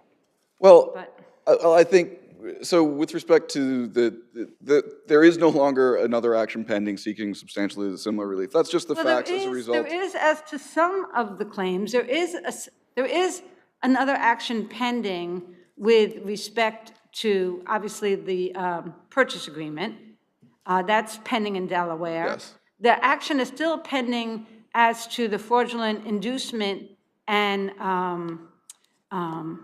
interference, to the extent that you still have the right to appeal in Delaware. So that action is pending just as much as this action is pending. So the only argument, I think you do have a viable argument that there's not another action pending with respect to the non-purchase agreement contracts, because you did convince the judge there to dismiss those with prejudice. Well, maybe you didn't convince with prejudice, but it was dismissed. But that's not really true as to the other claims, including the tortious interference. Well, I think, I understand now, I think, what you're getting at, Justice Kern. And I think the issue here is that at the time that the New York court ruled on our tortious interference claims and our other tort claims under all the agreements, there had not been a decision. But there was a prior action, it's which, I mean, it's not a hard, fast rule, first one pending, but it's which court first retains jurisdiction, not which court first issues a decision. There's no cases that talk about it in terms of which court issues a decision first. And because we now have this mess, which could very well result in half of the case being litigated here and half there, which really doesn't make any sense, but that might end up being the outcome, we still would look at prior action pending in terms of trying to divide which is heard here and which is heard there. Why shouldn't we use that rule? Well, I don't think that the prior action pending here, did not involve tort. The same day we filed tort claims under all of the agreements, and we filed breach of contract claims. They filed it, and it was very much an anticipatory filing that they did. We sent them a notice of default, and then they responded. They asked for settlement negotiations. They sent us a draft. But I'm going to interrupt you. I mean, this is a double mess. It's a mess because of what the Delaware court did, but it's really more of a mess because of what the parties did. The fact that you have a series of interrelated agreements, some have a Delaware form selection clause and some have a New York, that's crazy. Yes. And it's almost inevitable that we're going to have somewhat of a mess now, and because of the way the agreements were drafted. Yes, well, I think what this court has said in the past, when there's conflicting terms of an agreement, in MPEG v. Sampson, they say, we try to do what's practical, sensible, fair, and reasonable to the parties. What is not practical, sensible, fair, and reasonable is having RGI lose its fraud claims because it consistently took the position that they belong in New York. You would have lost them here too, according to the court below. They dismissed them on the merits. Well, we have... Both courts dismissed them on the merits. Sure, this court dismissed, the lower court dismissed the tort claims on the merits. We have a right to an interlocutory appeal where we do not in Delaware. In Delaware, it dismissed, and it really, I think, to me, it leads... You get two shots at the apple, you get to litigate it in both places? Well, we really didn't want to. We really didn't want to. We were Right, hoping... but you didn't ask them to dismiss the fraudulent inducement and tortious interference claims the way you asked them, or did you? We did. We asked them to voluntarily... The court made a decision not to dismiss. Yes, we asked them to voluntarily allow us to voluntarily dismiss the claims or to stay them until we got a ruling. We did not want to bring the claims there. Now that everything's such a mess, now that everything's such a mess and the die has sort of been cast, why shouldn't this court follow that die, which is let the claims that the Delaware court just took jurisdiction over be heard in Delaware, and the ones they dismissed be heard here? Why shouldn't that be the outcome that makes most sense now based on what's occurred up to this point? Well, first of all, I don't think it makes sense with respect to the tort claims that we're forced to... Well, we were forced to file them due to compulsory counterclaims rules there. There's actually a very well You didn't reasoned. get them to dismiss it the way you got them to, the judge to dismiss the other claims.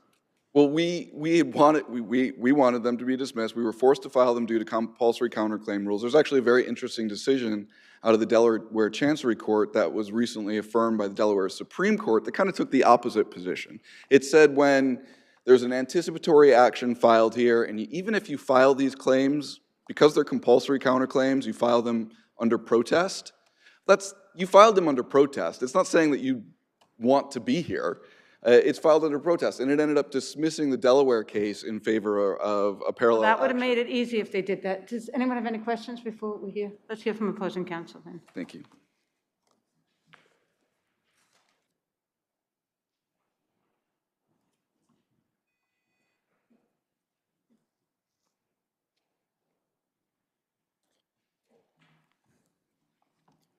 Good afternoon, Your Honors. And may it please the Court, I think I do need some water.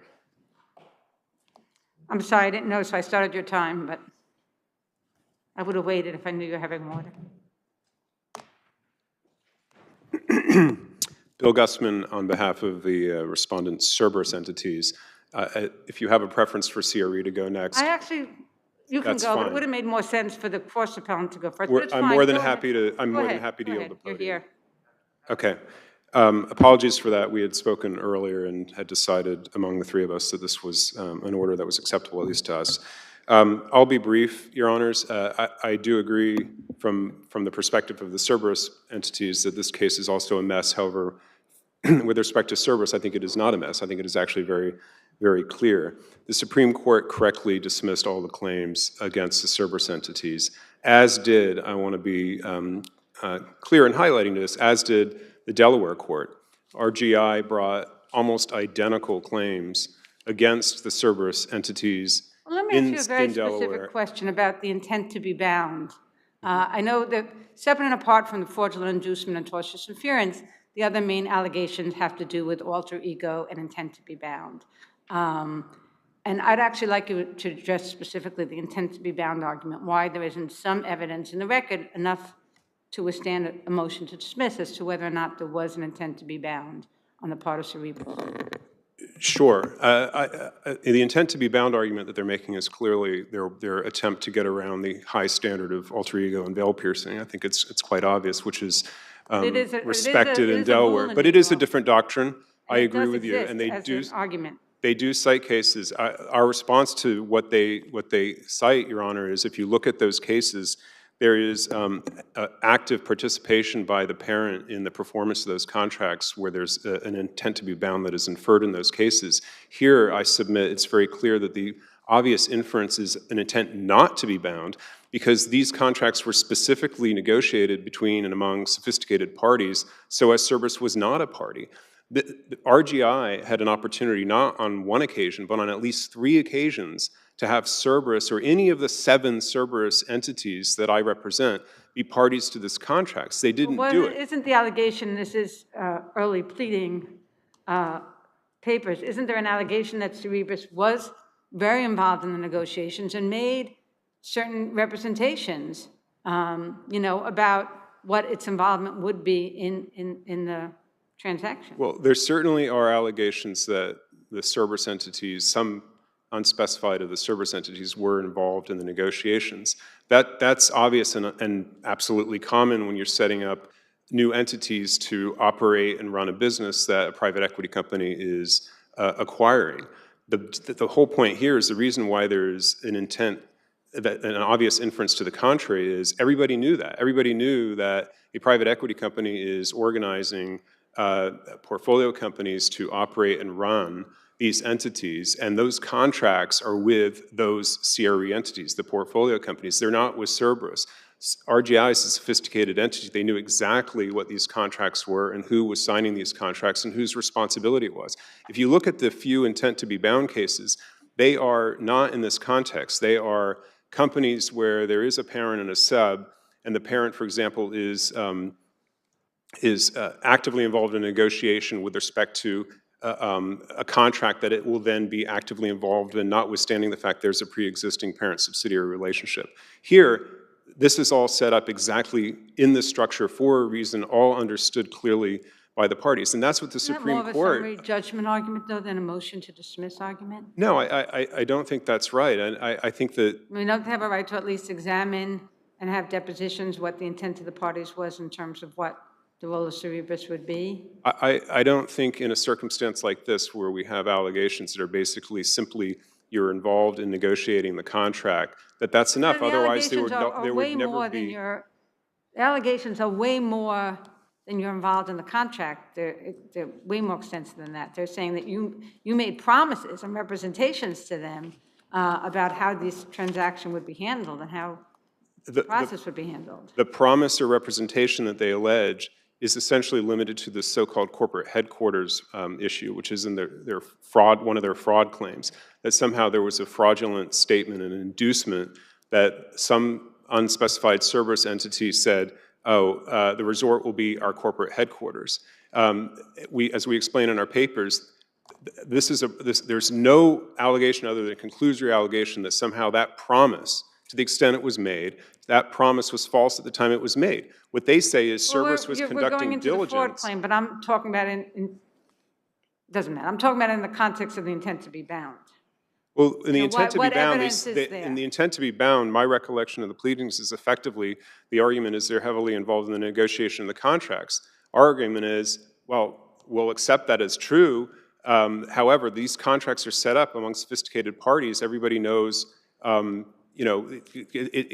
intent to be bound is clearly contradicted by the contracts because Cerberus is not a party to those contracts, and that's not how they were structured. And just based on the allegations of the complaint, you know that RGI was not expecting Cerberus to be bound by these contracts because this sophisticated party on 3 occasions in 3 separate years, 2017, 2018, 2019, did not add or ask for Cerberus to be a party to any of these contracts. It was set up in a way specifically so that Cerberus would not be a party to these contracts. So I absolutely don't think, Your Honor, there's a fact issue there at all, and I think that then you would run into the problem that every time a parent is involved in some way with a negotiation of a contract that you would automatically get past a motion to dismiss, which is clearly not the case because that would run contrary to the alter ego and veil-piercing problems that are here. And that is an incredibly high bar, both in New York and the state of Delaware, which both this New York court, the Supreme Court, and the Delaware State Court held very clearly. This is a very high bar. You need to allege, it's only in an exceptional case, you need to allege that this is effectively a sham in the corporate form. They don't do that. There's nothing independent of their fundamental underlying allegations with respect to the issues with respect to their claims. There's nothing about insolvency or inadequate capitalization here. This resort's been running for almost 6 years without any such issues. Thank you, Your Honor.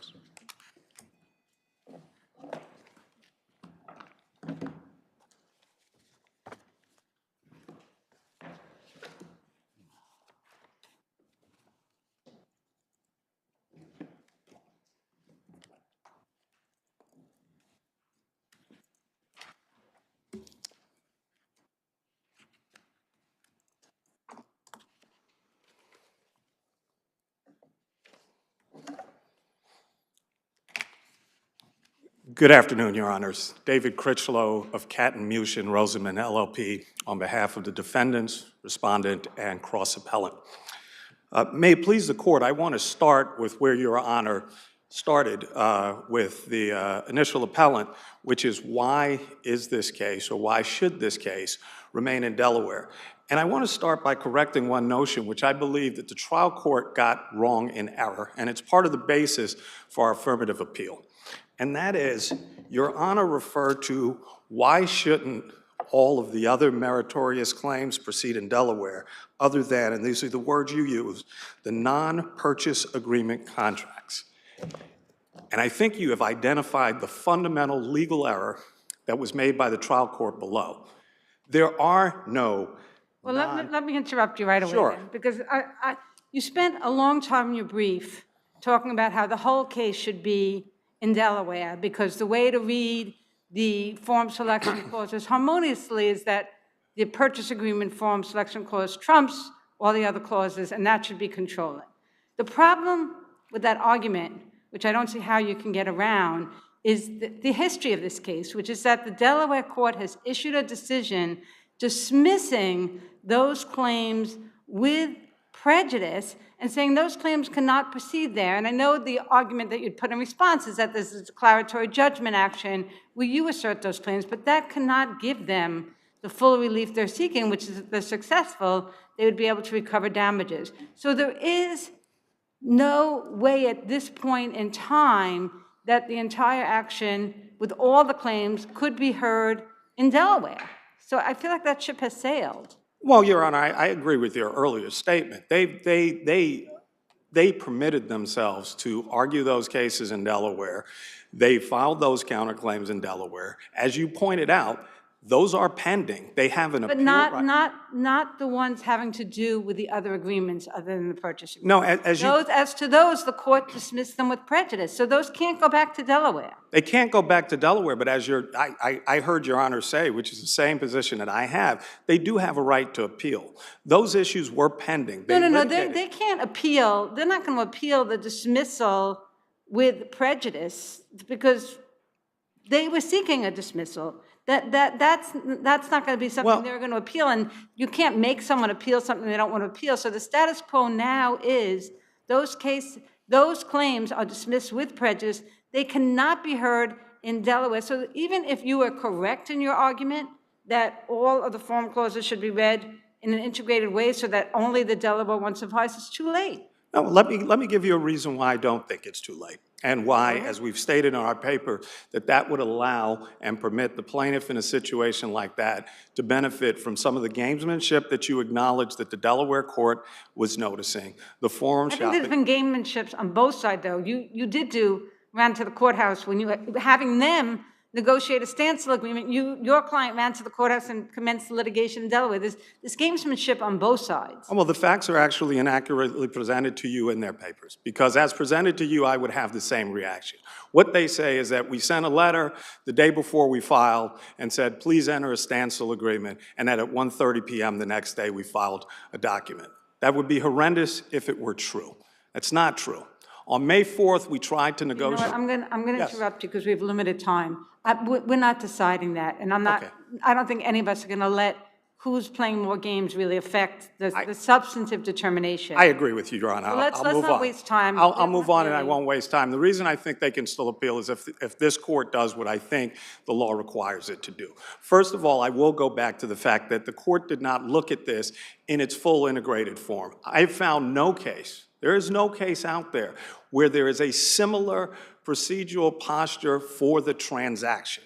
And that means an integrated transaction, multi-tiered, where the operating agreements are defined to be... Counsel, you're not addressing my concern, though. What is your concern, Your Honor? I don't know how we can even get into the merits of whether the form selection clauses are integrated without running into a brick wall because of what the Delaware court did, which is to dismiss those causes of action with prejudice. That is the current situation. If those claims are dismissed with prejudice, if we accepted your argument, they wouldn't have any forum to bring those claims other than as a declaratory judgment, which is incomplete relief. Right.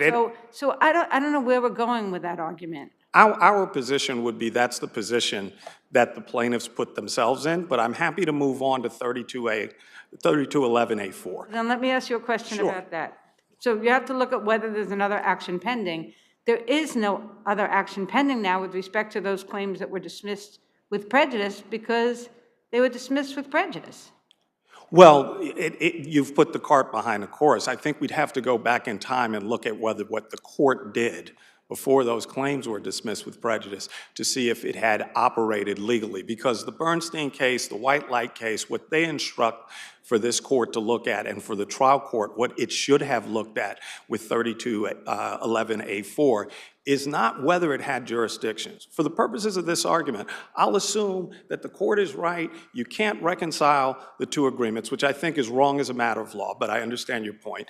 What you're looking at is whether or not the court should take jurisdiction and whether or not, under the circumstances, under 3211A4, the court should defer for principles of comity to the first filed and pending case. Sure. The Delaware court was very, very adamant and very clear in his, I think it's a him, right, his decision. Yeah, that is Judge Wallace. Yes. That the claims not having to do with the purchase agreement, the contract claims, should be litigated in New York. He says that in the decision. No, if you read the decision carefully, and this I is thought where... I did, but go well, ahead. I'm going to try to help here, and with all respect, what he says is that that the defendants in that case, that RGI's statements of they needed to be dismissed in the interest of economy, judicial efficiency, and comity, he starts that paragraph saying, all of those claims ring hollow. And then he says why, and he talks about their gamesmanship. And in the final paragraph, he takes them to task for that gamesmanship and says, which I believe was a sarcastic reaction to the claims that it should be dismissed for comedy. So I'm going to give you what you asked for, and I'm not going to rescue a plaintiff But he due to its dismissed them. gamesmanship. He did dismiss them. But There's no action pending with respect to them. and had the court done what it was required to do as a matter of law, as it's instructed to do by Bernstein, by, by White Light, and other cases in this department and in the federal courts that say the question isn't whether the court can exercise jurisdiction or whether it even has it. So assuming that these agreements, the court determined that it had jurisdiction, Well, I'm it was sorry, supposed I'm confused. On the analysis for another action pending, you have to look at whether another court has taken jurisdiction and whether the action is pending there. And at the That time- court has I'm no, sorry, Your now, Honor. now.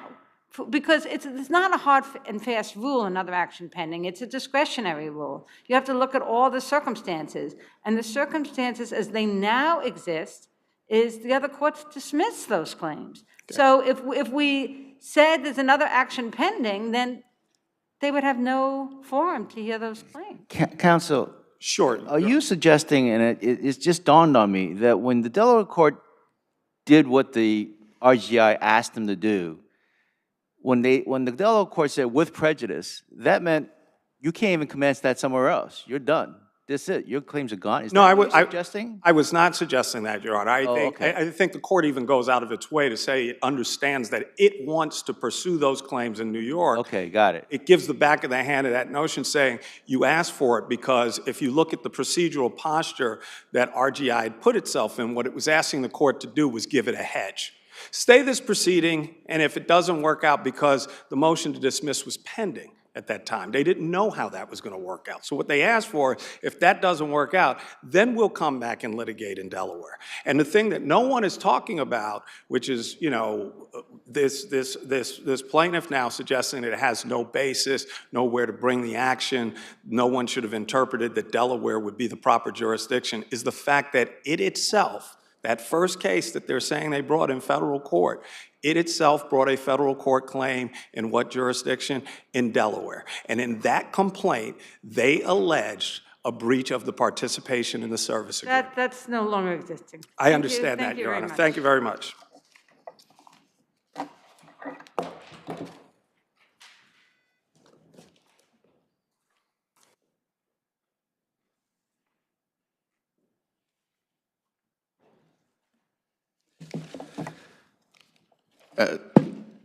Thank you, Your Honors. I just want to tick through a few points as quickly as I can. I just first want to note that the court below did allow us to replead our fraud claim with respect to CRE for fraud on the loan fraud claim, what we call it, the count 10.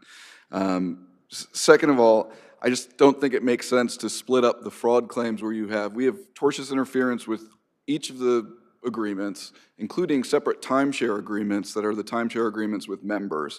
And so having the breach of the agreements of the performance agreements, the non-purchase agreements, be litigated here, and tortious interference belonging there doesn't. Didn't you create this problem, though, by the litigation course you chose, which is to manage somehow to get the Delaware court to dismiss with prejudice all the contract claims, but not dismiss the fraudulent inducement or tortious interference claims? So didn't you create this problem by somehow the way you litigated it in Delaware? I think we were required to bring those claims because the New York You were required court. to bring them, but somehow you could have litigated the whole thing in Delaware, but you choose to convince the court to dismiss some of them, but not others. Well, that's right. We could have chosen to litigate in Delaware, but these agreements are very clear. There's the 4 agreements that have New York forum selection clauses, and we believe that we're entitled to litigate them in New York. While there's some ambiguity here, there's a General Obligations Law 5-1402 says New York courts honor New York forum selection clauses, so we followed those. Thank you. Thank you very much.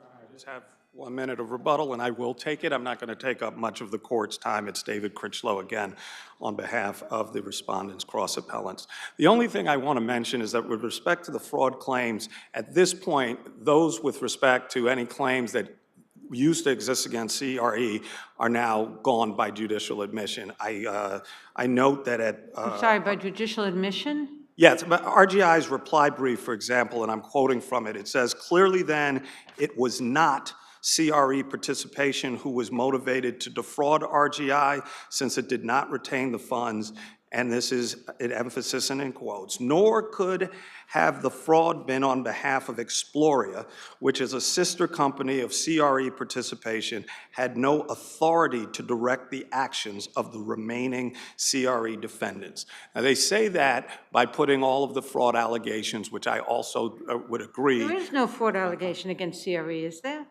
Oh, yes, there are fraud actions. There were fraud actions against CRE. Our position is they are no longer there because they did not raise them. They have been dismissed. They did not raise them against CRE on appeal, so I'm not surprised. That's what I'm thinking. Right, I'm not part surprised. of the appeal I because think they they've weren't waived it, argued. and that's all I raised to say, that Okay. there should be no fraud complaints that go forward against CRE, and those decisions by the lower court should be upheld and affirmed. And with that, I thank your honors for your time. Thank you.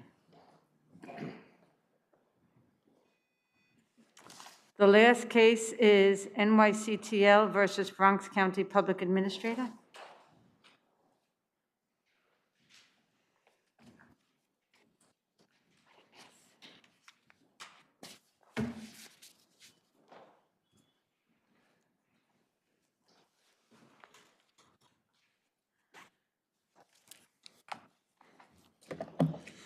Good afternoon, Your Honors. Charles Cuneo for the appellant, if it pleases the court. I think the real issue here is how many times does the same issue need to be litigated? In this case, the issue of entitlement to the surplus monies generated by this foreclosure action was litigated over the course of 2 years, 2 separate hearings before a referee between the public administrator and my client. Counsel, at any point in time, was the comptroller entitled to notice? I'm sorry, Your Honor, I didn't hear the question. At any point in time during that litigation, was the comptroller entitled to notice? During that litigation, the comptroller wasn't even involved in it. That's not my question. Were they entitled to notice? By these involving funds? Again, I'm still not hearing the question. I apologize. At any point in time, the comptroller, were they entitled to notice? No, at no point in time were they entitled to notice while that was going on.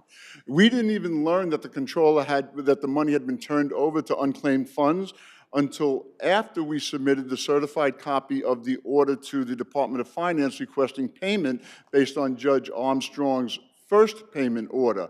And at that point, we got an email from someone at the Department of Finance telling us they were returning our money, returning our order, because sometime in July of 2021, the money had been turned over, abandoned to surplus funds. Let me ask you one more question. In terms of the referee's order, the referee recommended that there was a possibility of an outstanding heir that would probably override Mr. Danny Z's entitlement to any funds, right? There was, somebody raised that issue at the abandoned funds, but the public administrator and the referee both speculated that there might be without any proof, although the public administrator had been the administrator of this case for almost 4 years. They didn't produce an iota of proof that Lucille had a husband or that she had any children other than James Barrow. And he also failed to produce any proof that James Barrow had any children other than Yvonne Hercules, who was the person that my client purchased from. So during the course of this hearing, from the time the public administrator had been involved in this case, through and including the time of the first distribution order, which was based on Judge Armstrong's disavowal of the referee's report and the awarding of all of the surplus funds to my client, there was no other than the referee speculating that there might have been heirs, there was not an iota of proof produced that there were In the death certificate, it said that she was married or separated. It said... The referee didn't just make that up. There was some documentary evidence of it, It did say that, but I think that the issue there is that death certificates are notoriously inaccurate, for lack of a better phrase. We had testimony from the the woman across the street who was the new Lucille for over 30 years, that she had no knowledge of any other husband or any other child other Counselor, I got a simple question. The controller's office has the funds, right? And they're now taking the position, we're not going to release the funds until we're absolutely sure. If all this evidence, and I have no reason to doubt you, that you have here all this evidence that Danny Z is entitled to the funds, isn't it going to be a quick process to get the monies then? I mean, because at this point, the controller's office is just looking at them to cover themselves. They want to make sure that the order that was served upon them, which they had no ability to contest or be a part of, isn't really binding on them because they weren't a party. So they just want to cover themselves. So why are we going through this all machinations when you have all this proof in front of you that says Danny Z's it? I think there are two issues there. This issue was litigated fully with the... I got that, but not with the controller's office being a party to it. 100%, but they have no liability if they just... Oh, okay. An order that was issued by the court that they're just following that order, why would they have liability? Because the order doesn't encapsulate them as a party. They have the money. They're stakeholders at this point, right? They could just say, okay, you know what, we don't want to deal with this. We'll just turn it over to the court. They could do that, but they didn't. But I'm just saying, at this point, you have all this evidence. It's just a matter of just... Well, the other issue, so that leads to the second issue. The Office of Unclaimed Funds is taking the position that my client is an heir finder and is not entitled to all the money. Well, you got record evidence that proves otherwise, based on what I have in front of me in the record. Okay, I got it. Thank you very much. Thank you.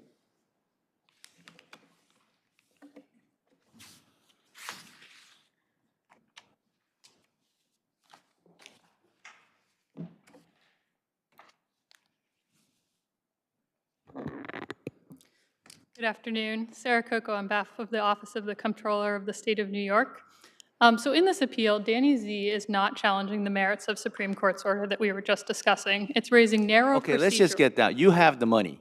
You guys got the money, and you're not turning it over until you have some order that says to you directly, because the order that we have here doesn't tell you directly. It just says turn over the funds, and they served you with the order, right? And you just want an order that actually points to you and say, Office of the Comptroller, turn over the money to Danny Z. That's what you want. So that's not quite right, actually. The Comptroller became the custodian of these funds on April 5th, and at that point, the Comptroller has a statutory duty pursuant to the abandoned property law to protect the interests of the unknown owners. And so here, once the Comptroller became aware of Danny Z's claim, it informed Danny Z that it would need to pursue its claim on a motion with notice to the Comptroller, and the Comptroller actually wanted to oppose that claim because it did not think that Danny Z had established that it was the only claimant entitled to the funds here.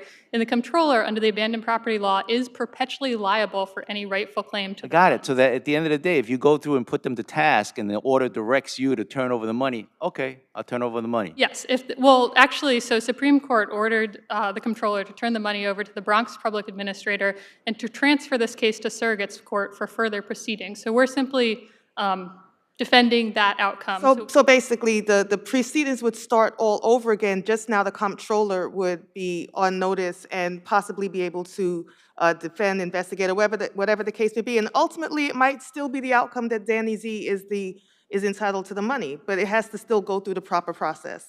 So we believe that it should proceed in surrogates court as Supreme Court ordered. It's been transferred to surrogates court, which has concurrent jurisdiction here and has the expertise to determine heirship. And we do think there are genuine questions as to whether Danny Z is the only heir there. Danny Z didn't challenge the merits, so we didn't raise all of those issues in our brief, but there is evidence in the record to contest a number of the things that Danny Z is claiming. So we think that this should proceed in surrogates court. They should exercise their expertise to determine who the heirs are. The comptroller had standing to raise these. It's pretty straightforward. As the custodian of the funds and under the statute, just because you get served with an order to say turn over the funds doesn't mean that I got to turn over the funds, right? I mean, I have a fiduciary or whatever statutory obligation to say, no, wait a second, I got to be a party to this, and if we have to, as my colleague said, we have to go back to square one, then that's the way this law is designed to do. That's exactly correct. So the comptroller was acting consistent with the law. Section 1406 explicitly states that the comptroller must receive notice. And for that reason, Supreme Court did not abuse its discretion in vacating the prior orders here, which is Danny Z's contention on appeal. So the first two orders that it's referring to were issued without any notice to the comptroller, so there's plainly no jurisdiction over the comptroller. The final order, although the comptroller was served with notice of this notice of settlement that Danny Z filed, that was not a motion, and this needs to be established on a motion so that the comptroller has the opportunity to contest the application. This court has said as much in the Fryer case, which is cited in our brief, and so that didn't happen. And in addition, Danny Z filed two duplicative notices of settlement here. The comptroller opposed the first one, and the court never adjudicated that first notice of settlement. It simply decided the second notice of settlement improperly, thinking that it was uncontested. And so the Supreme Court, once it received the motion to vacate and realized there had been this opposition that had not been considered, did not abuse its discretion in vacating its prior orders and, as I said, transferring this case to surrogates court. And I would just note that Danny Z is going to have the opportunity to make all of these arguments to surrogates court. Surrogates court has the expertise to consider these arguments and to address all of the issues and to finally determine heirship. So if there are no further questions, we would just ask that the court affirm Supreme Court's order. Thank you. Thank you.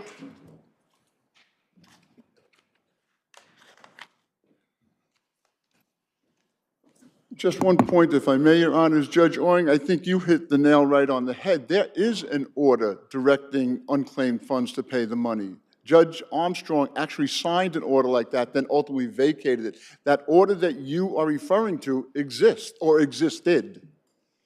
Thank you, Your Honors. Thank you.